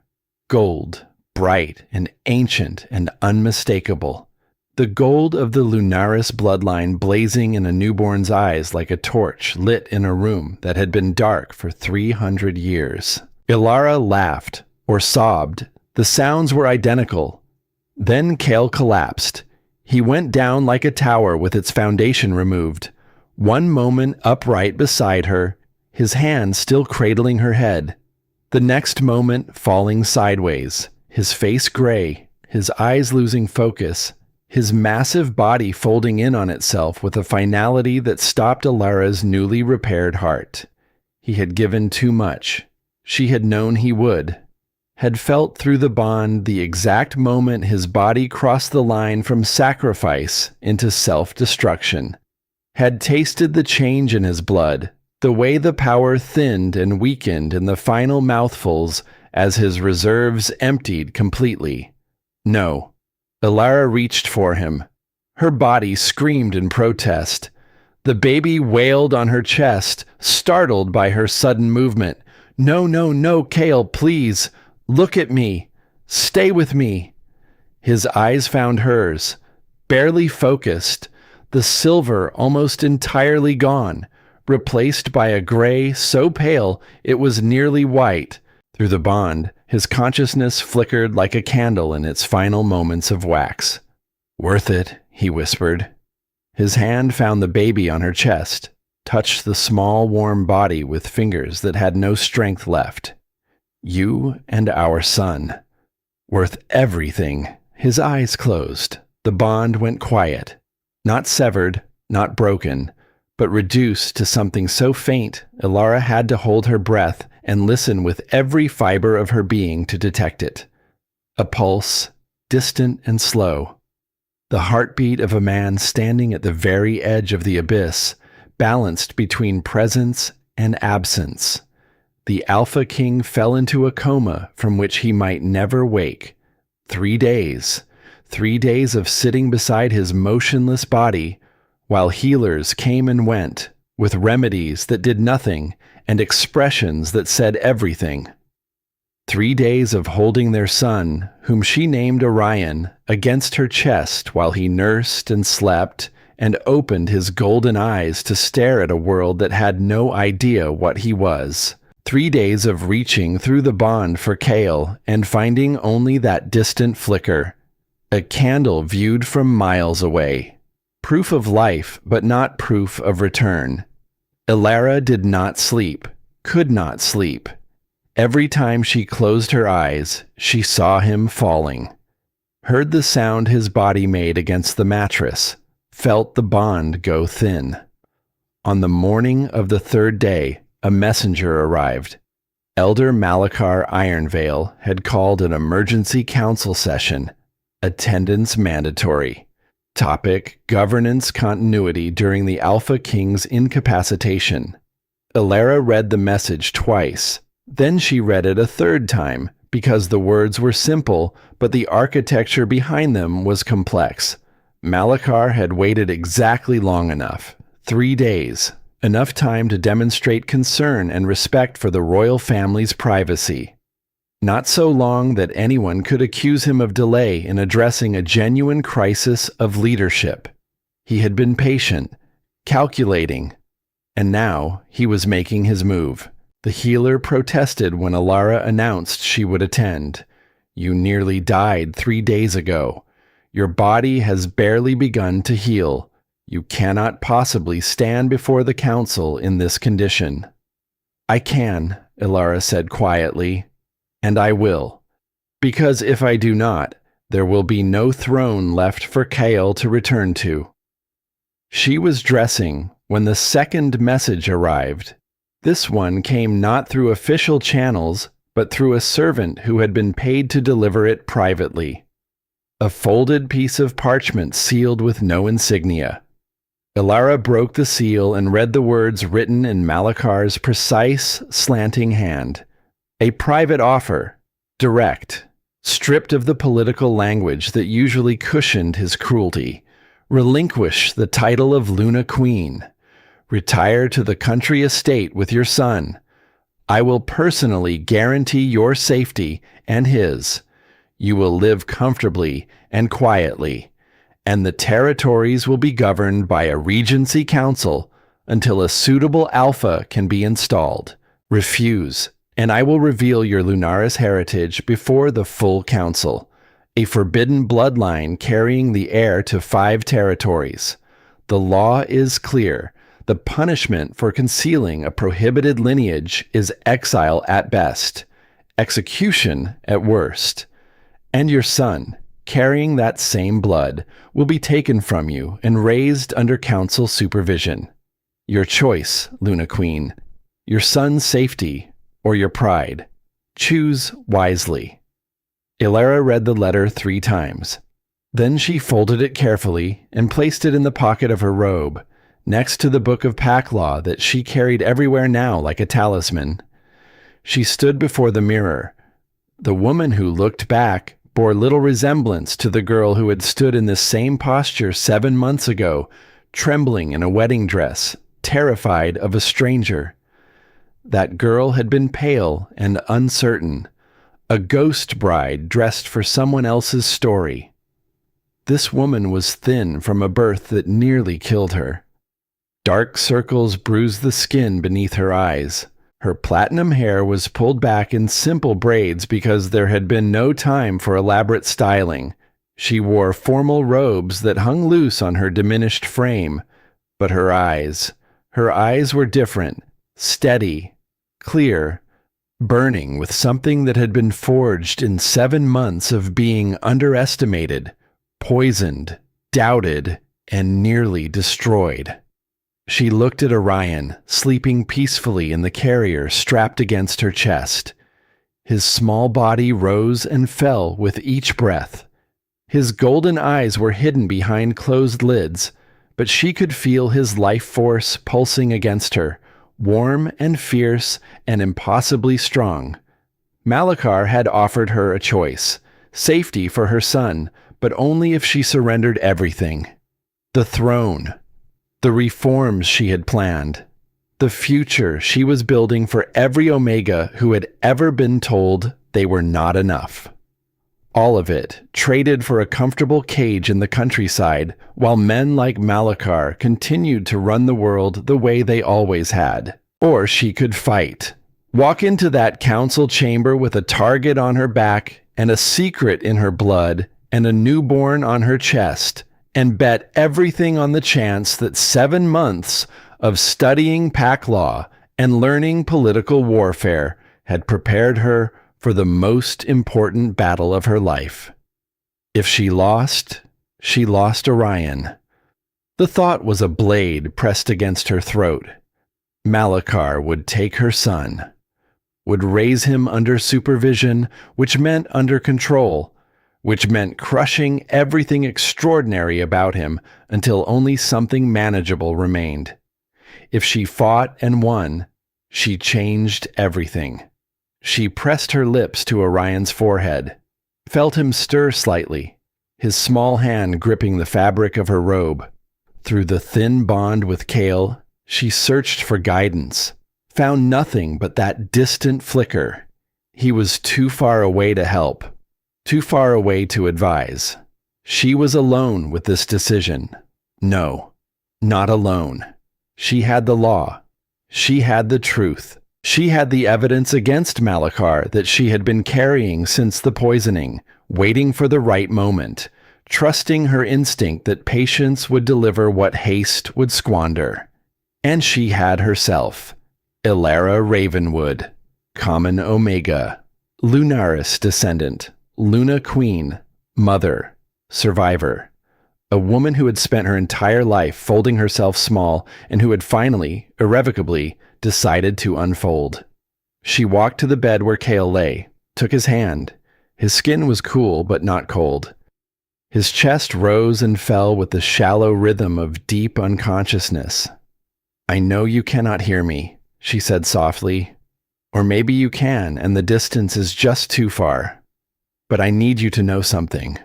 I am going to fight for us, for our son, for everything you believed I could be when no one else did." She lifted his hand and pressed it against Orion's sleeping form. "And if this is the last time I hold your hand as Luna Queen, then I want you to know that I chose you. Not because the bond demanded it, not because the goddess arranged it, because you gave me a book of law on the morning after our wedding when you could have given me jewelry, because you asked permission when you could have taken, because you surrendered control to me on our 5th day together and trusted me with something you had never given anyone." Tears fell on his motionless hand. "I love you, Kael. I loved you before I knew the word for it. And I am going to walk into that council chamber and make sure our son grows up in a world that deserves him." She released his hand, straightened her spine, adjusted Orion against her chest. Then Elara Ravenwood, Luna Queen of the Northern Territories, descendant of the Moon Sovereignty, walked out of her chambers and toward the war that would decide everything. Her hands were not shaking. The council chamber fell silent when she entered. Not the respectful silence that greets a queen. The stunned silence that greets something no one expected to see. A woman who should have been bedridden. A mother who should have been grieving. A Luna Queen who, by every calculation Elder Malachar Ironveil had made, should have been reading his letter a second time and accepting the inevitable. Instead, she was here.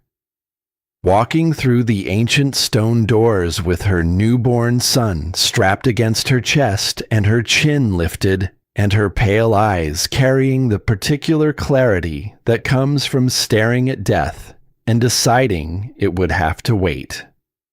Every council member rose as she entered, 12 wolves pushing back chairs and straightening spines in the automatic gesture of respect for the Luna Queen. All except one. Malachar remained seated at the far end of the table, hands folded, expression arranged in careful neutrality. But Elara saw the fracture lines beneath that composure, the slight tightening around his mouth, the almost imperceptible narrowing of his eyes. He had not expected her to come. "Your Majesty?" His voice carried the appropriate blend of concern and deference. "You should not have left your recovery bed. Your health is a matter of great importance to this council. My health is my own concern, Elder Malachar." Elara walked the length of the chamber, 12 pairs of eyes tracking her progress, her footsteps measured and deliberate on the stone floor. "I am here to address the question of governance during the Alpha King's temporary incapacity." She reached the head of the table, Kael's chair, the chair of the Alpha King, carved from dark wood and inlaid with silver that had been worn smooth by generations of powerful hands. Elara pulled it back and sat down. The silence that followed was not stunned.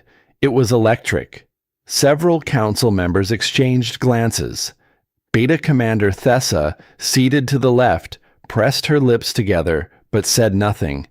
Her eyes held something that might have been approval. Malachar leaned forward. "Temporary." He tested the word like a man pressing his thumb against a bruise. "An optimistic characterization, Your Majesty. The Alpha King has been unconscious for 3 days. The healers offer no assurance of recovery. For all practical purposes, the Northern Territories are without leadership." "The Northern Territories have a Luna Queen," Elara replied. Her voice was steady, unhurried, the voice of a woman who had rehearsed nothing because the truth required no rehearsal. Article 12, Section 3 of the Territorial Compact establishes that in the absence of the Alpha King, full governance authority transfers to his bonded mate. I am exercising that authority now. Malachar smiled, a thin expression that did not touch his eyes and was not meant to. With respect, Your Majesty, Article 12 was written for Luna queens of established bloodlines. Queens who came to the position with training, education, and the political standing necessary to command 5 packs. He spread his hands in a gesture of reasonable appeal. You have held this title for 7 months. You have no governance experience. You have just survived a life-threatening birth. And you are, forgive the bluntness that honesty demands, a common Omega. He let the last 2 words settle over the chamber like a verdict. I propose a Regency Council. Experienced alphas and elders who can manage territorial affairs until the king recovers. Or, he paused with the delicate precision of a surgeon placing a scalpel until alternative arrangements become necessary. Elara felt Orion stir against her chest. His small body shifted, his face turning toward the warmth of her skin. Through the thin bond with Kael, she searched for that distant flicker, found it, faint but present. He was still there. Still fighting in whatever dark country his consciousness had retreated to. She would fight in this one. Alternative arrangements, she repeated, clearly, loudly enough for every wolf in the chamber to hear and remember. You mean installing a new Alpha King. Replacing my mate while he lies in a coma he entered because he gave his life force to save me and our son. I mean ensuring stability, Malachar countered smoothly. You mean ensuring your control. Elara's voice did not rise, did not sharpen. She had learned from 7 months of watching Kael in these chambers that volume was the weapon of the weak. True power spoke softly and forced the room to lean in. You have spent 40 years on this council, Elder Malachar. You have outlasted 3 kings.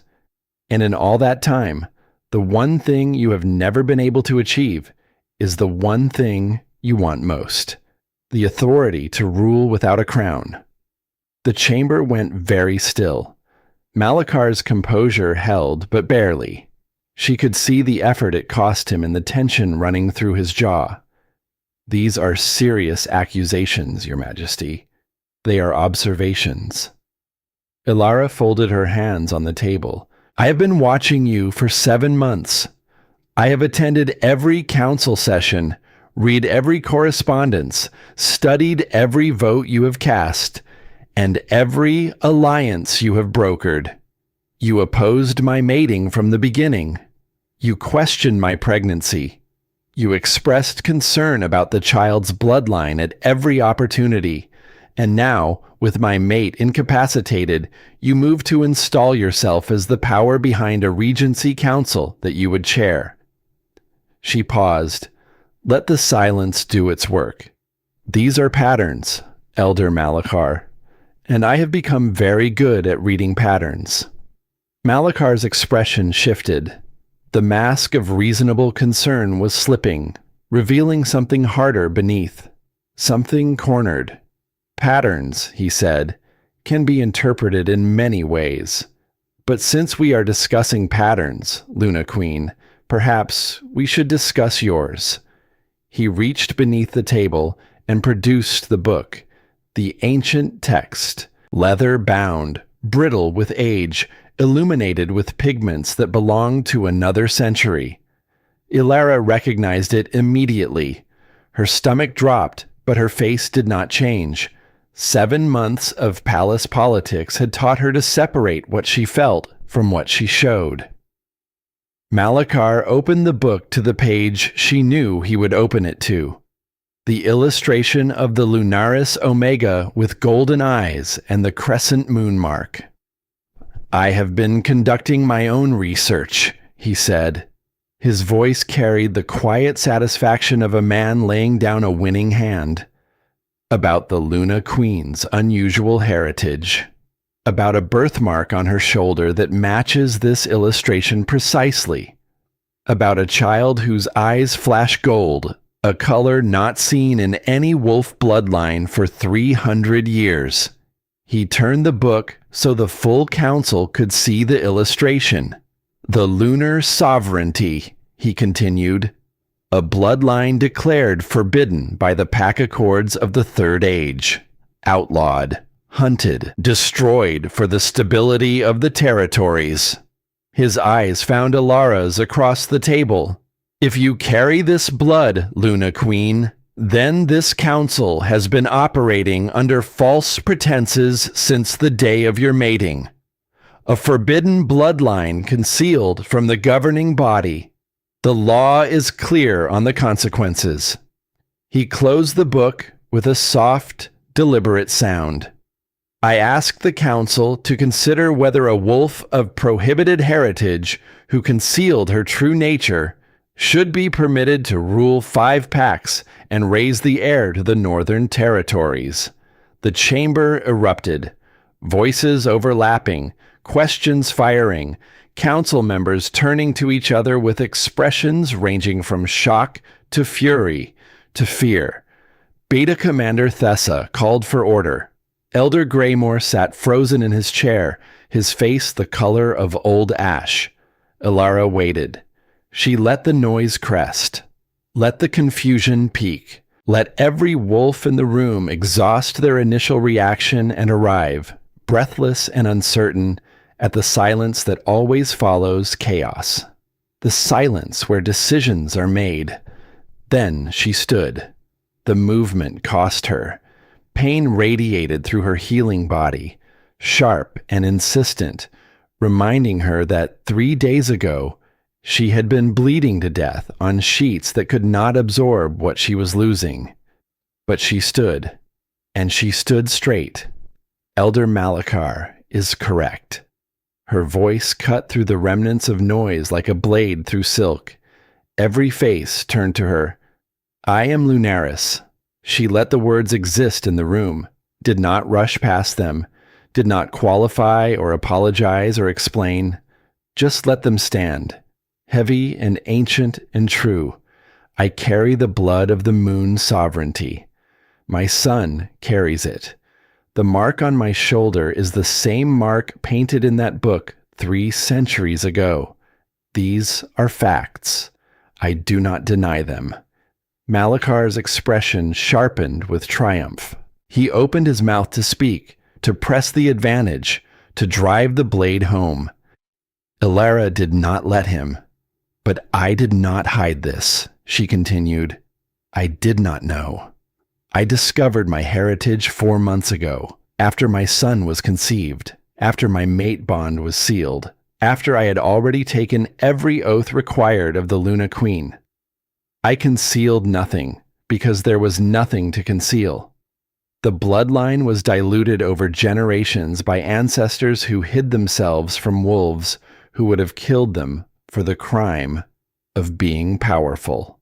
She looked at each council member in turn, meeting every pair of eyes, holding each gaze long enough for them to see that she was not performing composure.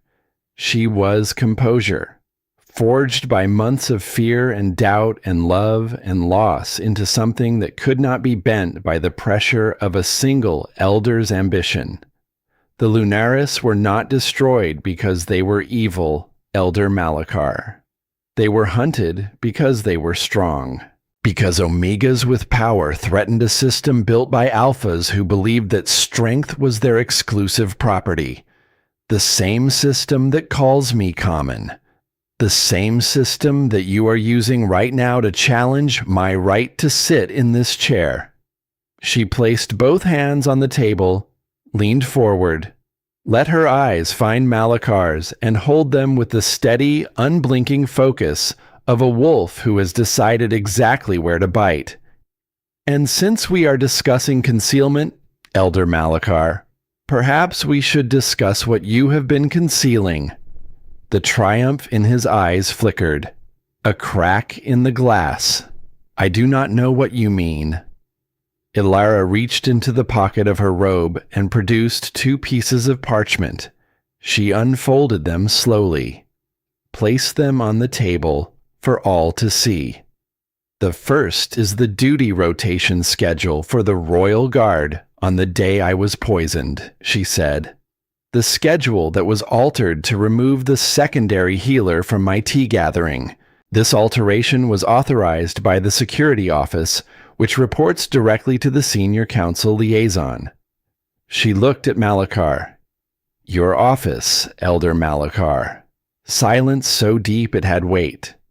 The second, she continued, is a correspondence log showing that detailed information about my private schedule, information available only to 4 council members, was accessed from your personal archives 3 days before Isolde Greymore put nightshade in my tea. Malachar's composure cracked. Not dramatically. Not the theatrical shattering of Isolde's mask. Something quieter and more devastating. A slow fracture spreading across a surface that had been under pressure for too long. The confidence draining from his expression like water from a broken vessel. This is circumstantial, he said. His voice had lost its smooth authority. Inference and coincidence. You cannot prove direct involvement. Perhaps not. Elara's voice remained steady. Perhaps a full investigation would be required to establish direct culpability. The kind of investigation that would examine 40 years of council records, financial dealings, private correspondence, and political alliances. The kind of investigation that a Luna Queen with full governance authority could authorize immediately. She let the implications settle, or perhaps she said, we could skip the investigation entirely, and you could resign your council seat, effective immediately, in recognition of your decades of service. Malachar stared at her. In his eyes, Elara saw the frantic calculation of a man running through every available option and finding each one blocked. She had not given him a choice between winning and losing. She had given him a choice between losing quietly and losing loudly. Between walking away with his reputation bruised but intact, or being dragged through an investigation that would expose every skeleton in 4 decades of closets. You cannot possibly think, he began. I think very clearly, Elder Malachar. It is the one advantage of being underestimated for 21 years. While everyone is busy deciding you are not a threat, you have time to watch, to learn, to prepare. She straightened. I am Lunaris. I am a common Omega. I am Luna Queen. These truths do not contradict each other. My bloodline explains why my son is strong, why I survived a birth that should have killed me, why the mate bond with Kael formed with an intensity that healers have never seen. It does not invalidate our mating. It confirms it. Your Majesty. The voice came from the doorway. Rough with disuse, barely louder than a whisper, but carrying an authority that made every wolf in the chamber freeze. Elara turned. Kael stood in the doorframe, leaning heavily against the stone. His face was the color of old parchment. His body was visibly diminished, the powerful frame reduced by 3 days of coma and catastrophic blood loss. He gripped the doorframe with one hand as if the only alternative to holding on was falling down. But his eyes, those winter eyes, were blazing. Silver fire in a gray face, burning with a fury so controlled and so absolute that the air in the chamber seemed to thin around him. Nobody moved. Nobody breathed. The council, Kael said slowly, each word costing visible effort, does not choose who rules. The goddess does, and she chose Elara. He pushed off the doorframe, took one step into the chamber, then another. Each step was a war against his own depleted body, a contest between will and physical limitation that his will was winning by the narrowest possible margin. Elara started toward him, instinct driving her forward, the bond screaming to close the distance, to support, to protect. But Kael raised one hand, a small gesture, almost imperceptible, but she understood it through the bond with perfect clarity. Stay. Let them see their queen. Let them see what you are. He reached the table, placed both hands flat on the surface. His arms trembled with the effort of keeping himself upright, but his voice, when he spoke, carried the full weight of the Alpha King. My mate is Lunaris, direct descendant of the most powerful Omega bloodline in history. She did not know this when we mated. The goddess revealed it through our son. He looked at each council member with eyes that burned through pretense and politics and decades of calculated neutrality. The goddess orchestrated everything. Dorian Hale's death, the wedding that could not be canceled, my decision to take his place, the mate bond that ignited the instant I touched her. All of it was designed to unite two bloodlines that would produce the strongest heir these territories have ever known. His gaze settled on Malachar, held, and anyone who threatens my mate or my son will discover that an Alpha King does not need to be at full strength to destroy someone who has earned his attention. Malachar said nothing. His face was a mask of rigid control, but his hands on the table were trembling. Kael's eyes moved to Elara. Through the bond, a single emotion. Not pride, not satisfaction. Something simpler and more profound. Trust. Absolute and unconditional. He stepped to the side, not in front of Elara, not between her and the council. Beside her, shoulder to shoulder, equal. Tell them, he said quietly. They need to hear it from their queen. Elara looked out at the 12 faces around the table. Wolves who had doubted her, wolves who had supported her, wolves who were still deciding. She had spent 7 months earning the right to stand in this room, and she was not going to waste the moment on rage or vindication. She spoke. 7 months ago, I was forced to replace a dead bride. I walked down an aisle terrified, married a stranger, and woke the next morning certain I had no idea what I was doing. And I was right. I had no idea. But I learned. I read every law in the Territorial Compact. I attended every council session. I listened to every pack member who came to me with a dispute. I survived poisoning. I survived a birth that nearly killed me. And I am standing here 3 days after dying on that bed because I refused to let my son grow up in a world where his mother surrendered the one chance she had to make things better. She looked at Malachar. Elder Malachar, you have served this council for 40 years. You have my gratitude for that service and my recognition of your sacrifice. You also have my awareness of your involvement in events that endangered my life and my child's life. I am offering you the choice you offered me. Resign with dignity or face investigation without it. The chamber held its breath. Malachar looked at Elara, then at Kael, then at the council members who had already begun shifting their allegiance, reading the room with the survival instinct that had kept wolves alive for millennia. He looked at his own hands, still trembling on the table. Then, slowly, with the careful movements of a man setting down a weapon he has carried for too long, Elder Malachar Ironveil pushed back his chair and stood. I acknowledge the Luna Queen's authority, he said. The words sounded like they were being extracted from him with surgical instruments. And I submit my resignation from the council, effective immediately. For the good of the territories. He bowed, stiff, formal.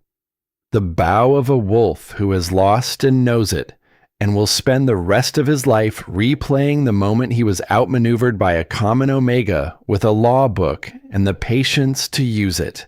He walked to the door, passed through it, did not look back. The silence that followed his departure lasted exactly 4 heartbeats. Then Elder Greymore stood, Isolde's father, the man who had lost his daughter to exile and who had every reason to resent the Luna Queen who had taken everything his family once aspired to. "I support Luna Queen Elara," he said. His voice was quiet but clear. "The mate bond is sacred. The Lunaris bloodline is a blessing, not a curse. And this woman has shown more courage in 7 months than most wolves show in a lifetime." One by one, the remaining council members rose, pledging support, acknowledging authority. Some with genuine warmth, some with reluctant acceptance, some with the pragmatic calculation of wolves who recognized a new power structure and chose to be on the right side of it. When the last member had spoken, Elara turned to Kael. He was swaying. The effort of standing, of walking to the chamber, of holding himself upright through sheer will while his body screamed for rest, had emptied whatever reserves he had used to drag himself from unconsciousness. She caught him, wrapped her arm around his waist, taking his weight against her small frame, holding him up with a strength that had nothing to do with muscle, and everything to do with the bond that connected them at a level deeper than bone. "You should not have come," she whispered. "You should be in bed. You could have died walking here." He looked down at her. His eyes were losing focus, the silver fading back toward gray. But he smiled. A real smile. The second one she had ever seen on his face. "Did you think I would let them face you alone? Take me home," he murmured. His head dropped against her shoulder. His weight settled fully onto her, trusting her to hold him, trusting her to carry him back to safety the way he had carried her so many times before.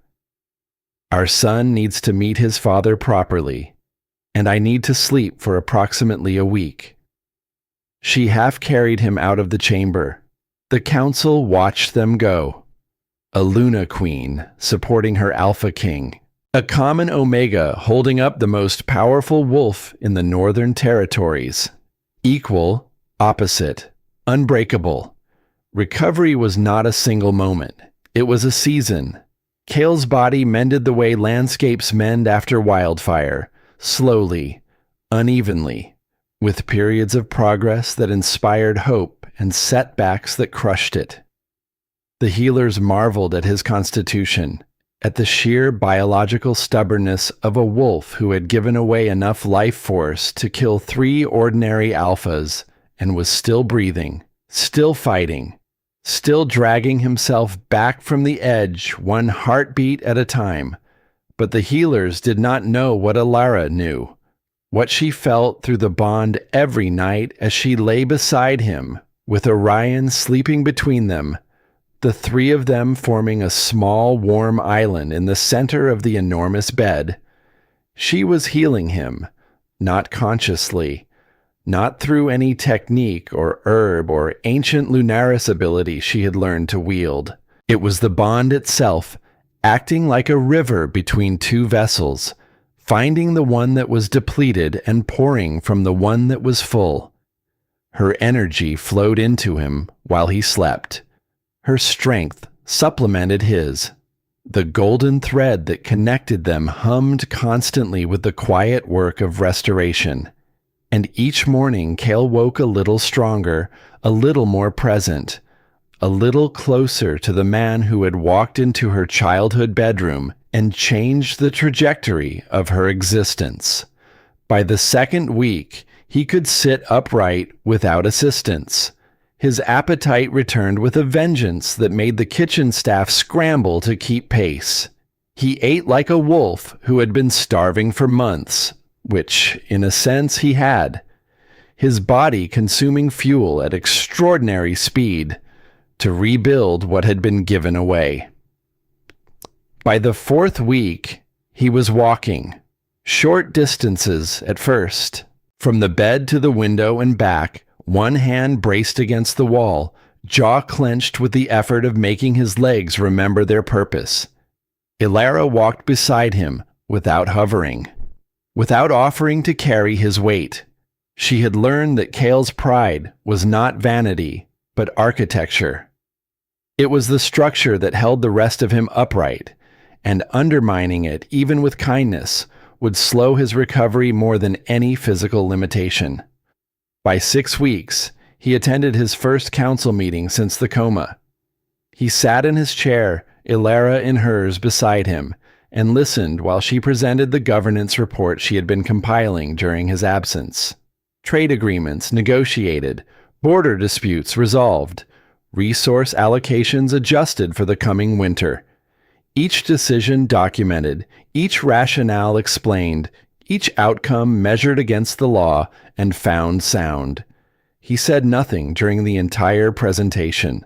When it ended and the council members filed out, he sat in the empty chamber for a long time, looking at the woman who had held his kingdom together with borrowed authority and earned respect. "You are better at this than I am," he said. Elara raised an eyebrow. "I am more patient. That is not the same thing. It might be more important." At 2 months, Kael resumed his full duties, but something had fundamentally changed in the way the Northern Territories were governed. He no longer ruled alone. Decisions came from both chairs at the head of the table, his voice and hers, alternating, complementing, occasionally disagreeing in ways that produced better outcomes than either could have reached alone. The council adapted, some quickly, recognizing that 2 perspectives were stronger than one, some slowly, dragged forward by the undeniable evidence that the territories were thriving under joint leadership in ways they had not thrived in decades. Beta Commander Thessa was the first to say it publicly. At a council session 6 weeks after Kael's return, during a debate about Omega protection laws that had stalled for 3 meetings, Thessa stood and addressed the chamber. "I have served under 3 Alpha Kings," she said. "Each was strong. Each was capable. None achieved in years what has been accomplished in 2 months of joint rule. The Luna Queen does not diminish the throne. She completes it." The words landed in the chamber and took root. And Elara, sitting in her chair with Orion sleeping in the nursery 1 floor above, and a stack of proposed legislation on the table before her, felt something shift inside her chest. Not pride exactly. Recognition. The quiet, profound recognition of a woman seeing herself clearly for the first time. Not the common Omega. Not the hidden royalty. Not the replacement bride or the reluctant queen. Just herself. Elara. Complete. The reforms she had been planning since the first week of her marriage began to take shape. She started with the law she knew best, the law that had been used against her. Article 19, Section 7, which established the Luna Queen's authority, contained a clause that limited Omega participation in governance to bonded females of recognized bloodlines. The clause had been used by Malachar and wolves like him for generations to exclude unbonded Omegas from council proceedings, from territorial decision-making, from any position of authority that might challenge the alpha-dominated hierarchy. Elara drafted an amendment, worked on it for 2 weeks, cross-referencing historical precedent, documenting the economic and social contributions of Omegas across all 5 territories, building a case so thorough and so meticulously sourced that opposing it would require disagreeing not with her opinion, but with the factual record of the territory's own history. She presented it at the monthly full council session, 12 members seated around the table, Kael beside her, silent, letting her lead. "The amendment I am proposing," Elara said, "eliminates bloodline requirements for Omega participation in governance. Under current law, only bonded Omegas of recognized families may hold positions of authority, speak before the council, or vote in territorial matters. This law was written 3 centuries ago, by the same wolves who hunted the Lunaris to extinction. Its purpose was not to maintain order. Its purpose was to ensure that no Omega would ever again accumulate enough power to challenge the Alpha hierarchy. She paused, looked around the table. I am proposing that every Omega in the Northern Territories, bonded or unbonded, common or highborn, have the right to speak, to vote, to own property, to refuse a mating they have not chosen, and to hold any position their abilities qualify them for, including council seats. The debate lasted 3 hours. It was heated, passionate, occasionally contentious. Several members raised concerns about tradition and stability. Thessa argued forcefully in favor. Elder Greymore, to the surprise of everyone in the chamber, supported the amendment, citing his daughter Isolde's fate as evidence that the current system produced wolves who valued status over character. The vote was 9-3 in favor. The amendment passed. Elara sat in her chair after the council emptied and stared at the document bearing 9 signatures that would change the lives of every Omega in 5 territories. Her hands were steady. Her eyes were dry. But inside her chest, in the place where she had once kept her desires folded small and silent, something was expanding. Something that felt like the opposite of adequate. Kael's hand found hers beneath the table, squeezed. That law, he said quietly, will be your legacy. Long after our names are forgotten, the rights you just secured will still be protecting wolves who were never given a voice. It is not my legacy, Elara replied. It is theirs. Every Omega who survived in silence. Every woman who folded herself small because the world told her that was all the space she deserved. She looked at him. I just made sure there was room for them to unfold. The coronation was held on the night of the full moon. Over 1,000 wolves gathered in the great courtyard of the palace. Representatives from all 5 territories.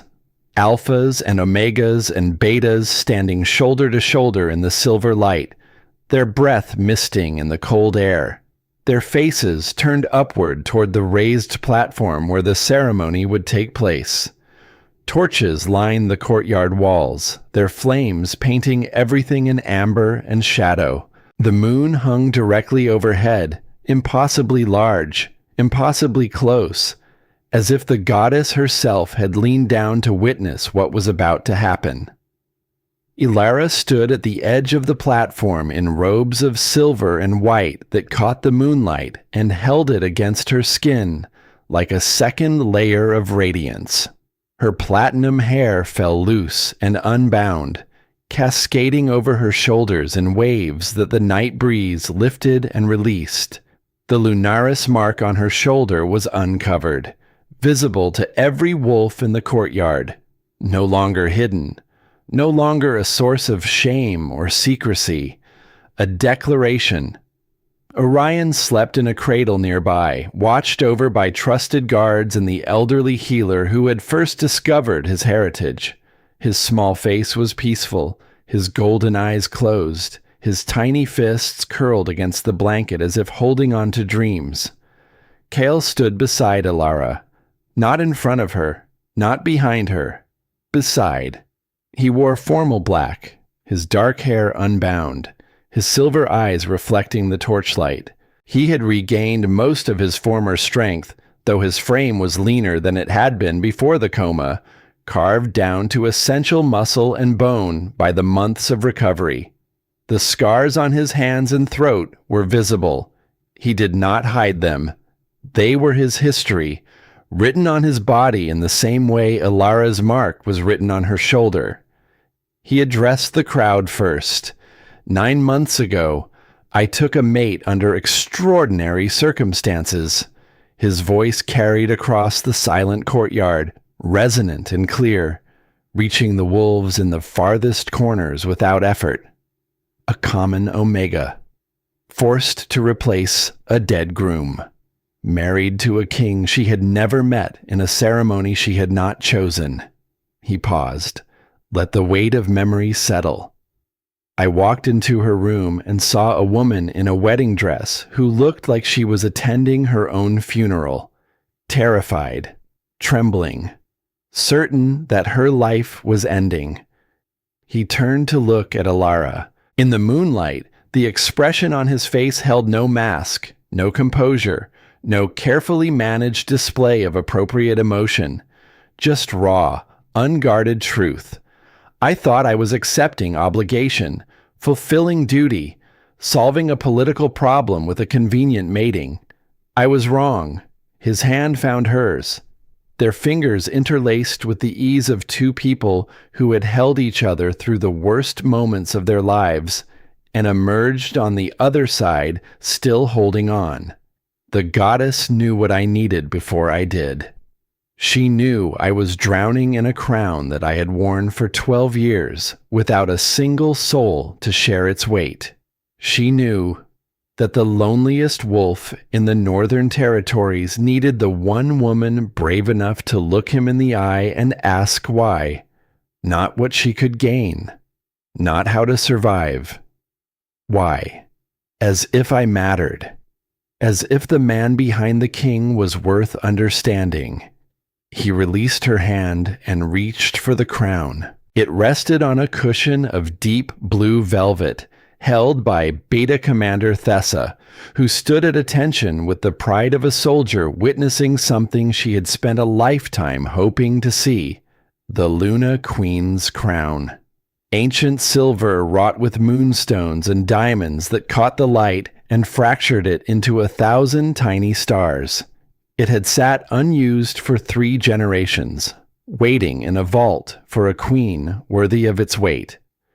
Kael lifted the crown, turned to Elara. The courtyard held its breath. "You have heard that my mate carries Lunaris blood," he said, addressing the crowd while his eyes remained on her face, "descended from the moon's sovereignty. And I have heard the whispers, the fear, the uncertainty. I will address it plainly. The Lunaris were not destroyed because they were dangerous. They were destroyed because they were powerful. Because Omegas who could match Alphas in strength and wisdom and authority threatened a system built on the assumption that power belongs to one kind of wolf alone. He held the crown above Elara's head. That system was wrong, and it ends tonight. He placed the crown on her head. The weight of it settled against her skull with a rightness that resonated through her entire body. Silver and moonstone pressing against platinum hair, fitting itself to the contours of her brow as if it had been forged for this exact skull, this exact woman, this exact moment. She felt the moonlight intensify, felt the Lunaris mark on her shoulder pulse with warmth, felt through the bond, Kael's emotions pouring into her with the force of a dam breaking. Pride, love, fierce, protective, absolute devotion. And the deep, quiet satisfaction of a man who has finally found the one thing in his life that he knows, without reservation or doubt, he got exactly right. "I present to you," Kael's voice rang across the courtyard like a bell struck in perfect resonance, "Luna Queen Elara of the Lunaris bloodline, my mate, my equal, your queen." 1,000 wolves howled. The sound rose from the courtyard in a wave of raw, primal recognition that shook the torch flames and scattered the night birds and echoed off the mountains that ringed the Northern Territories. Not a polite acknowledgement, not a dutiful response. A howl of acceptance, of celebration, of wolves recognizing their queen and answering with the most ancient expression of belonging their kind possessed. Through the sound, through the moonlight, through the tears she could no longer prevent from falling, Elara saw Thessa standing at the edge of the platform. The old warrior's eyes were wet.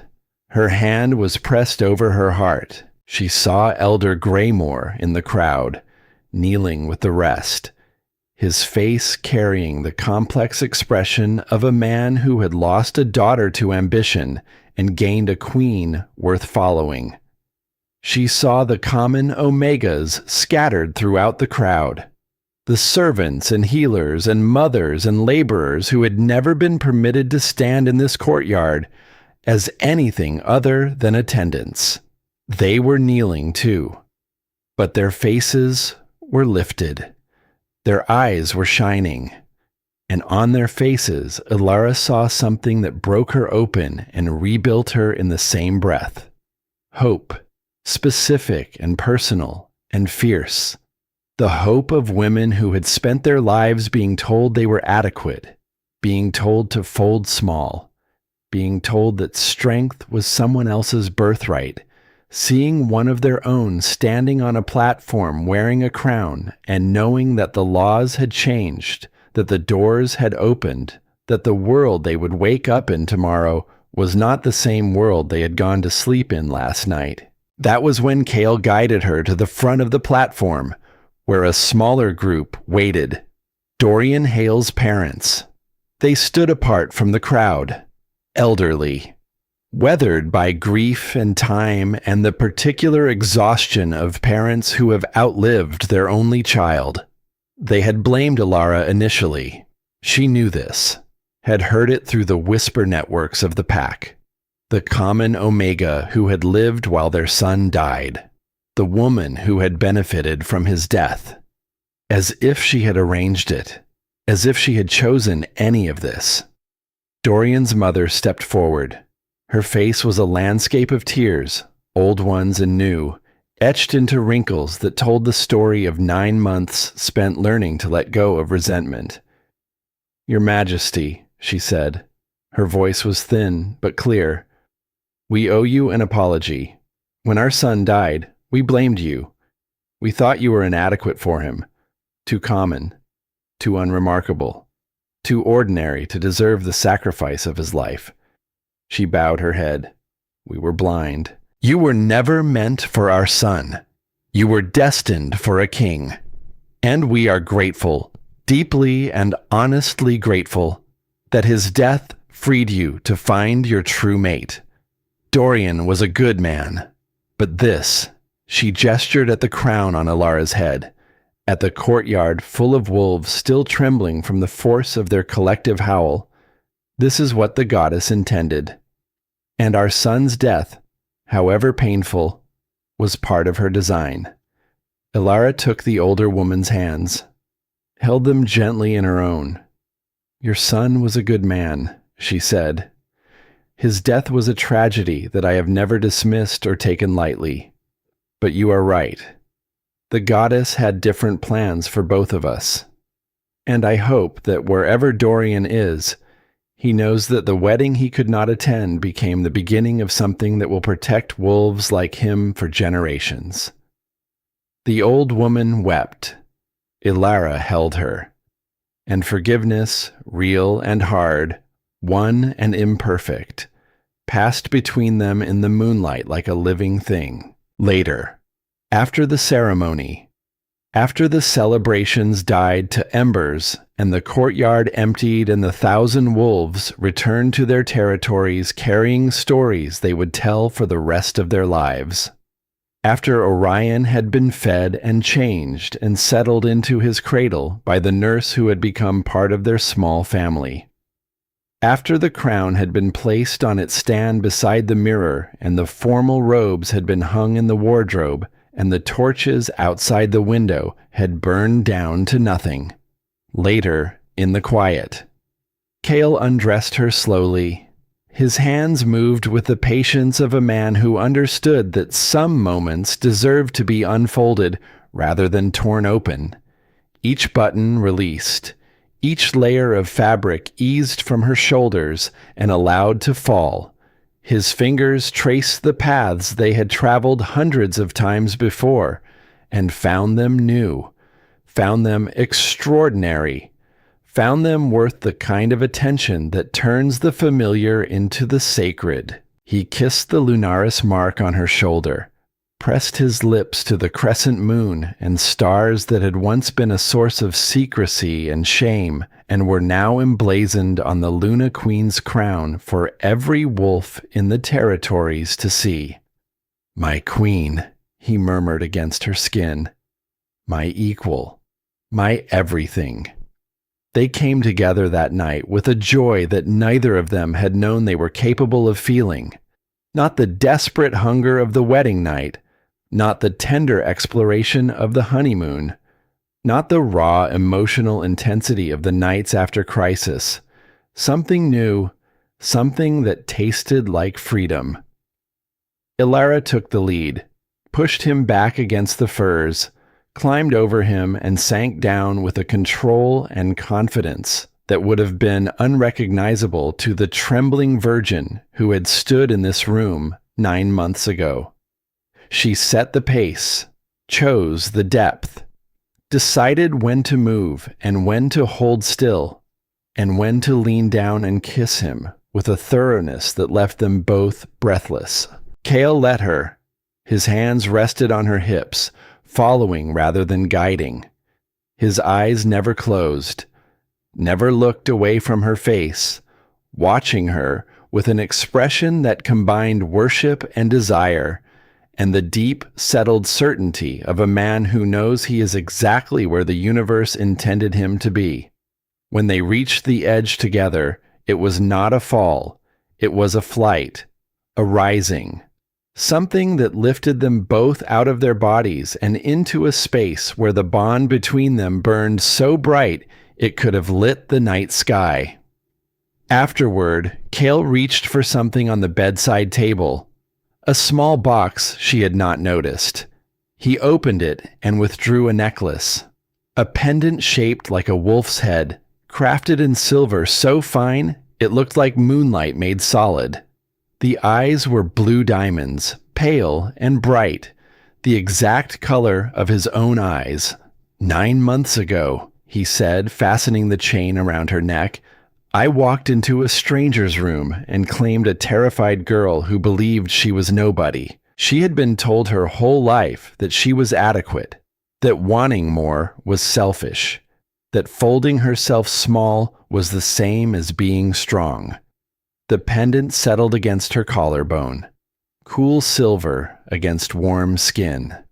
Tonight, I celebrate the woman who proved that unfolding is the bravest thing a person can do, who took a book of law and used it as a weapon, who held a kingdom together with one hand and a newborn with the other, who looked a room full of wolves in the eye and said, I am Lunaris, and dared them to make it a crime. He kissed her forehead.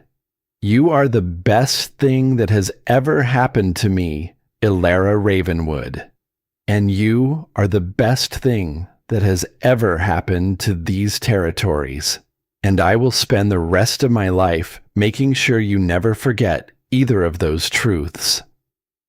Elara pressed her face into the curve of his neck, breathed him in. Pine and snow and the warm, dark scent that was uniquely Kael, the scent that had become home. The room was quiet.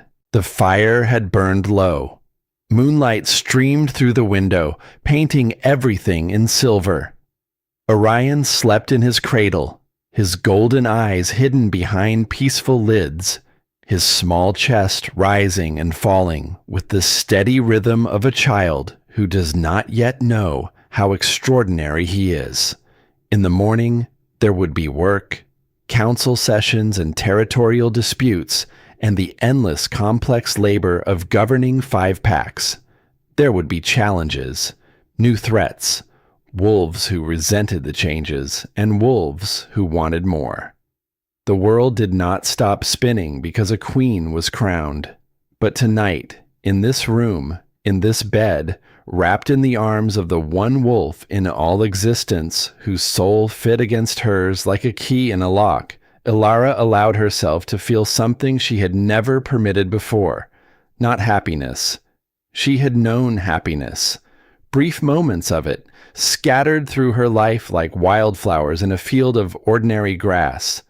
This was bigger, deeper, the bone-level certainty that she was exactly where she was meant to be, that every moment of doubt, every whisper of inadequacy, every year spent folding herself small, had been the chrysalis. And this, all of this, the crown and the bond and the child and the laws she had changed and the wolves she had freed, this was the wing. She rose from the bed, wrapped herself in a robe, walked to the mirror. The woman who looked back was unrecognizable. 9 months ago, a ghost bride had stood in this same posture, platinum hair pinned up by pitying servants, pale skin translucent against white silk, eyes filled with the quiet resignation of a woman who had already surrendered to a life she did not want. Tonight, the Luna Queen stood in her place, hair loose and tangled from lovemaking, lips swollen, the wolf pendant gleaming at her throat, the lunaris mark visible on her bare shoulder, silver in the moonlight, beautiful and ancient and hers.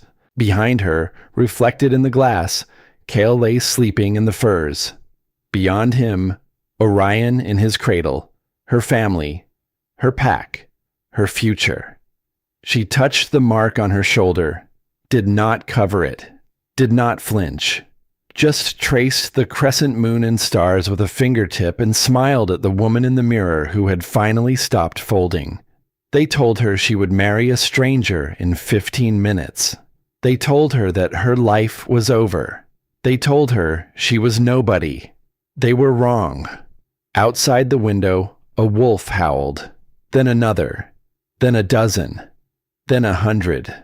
The sound rising from the northern territories like a hymn, rolling across mountains and valleys and rivers and forests, carrying the news to every corner of the land. The Luna Queen was crowned. The laws had changed. The world was different now. And Elara stood at the window and listened to her people singing in the dark and knew, with a certainty that went deeper than bone, deeper than blood, deeper than the ancient mark on her shoulder, that this was only the beginning. She placed her hand on her stomach, felt a warmth there that was new, familiar, unmistakable. She smiled. This time, she was not afraid.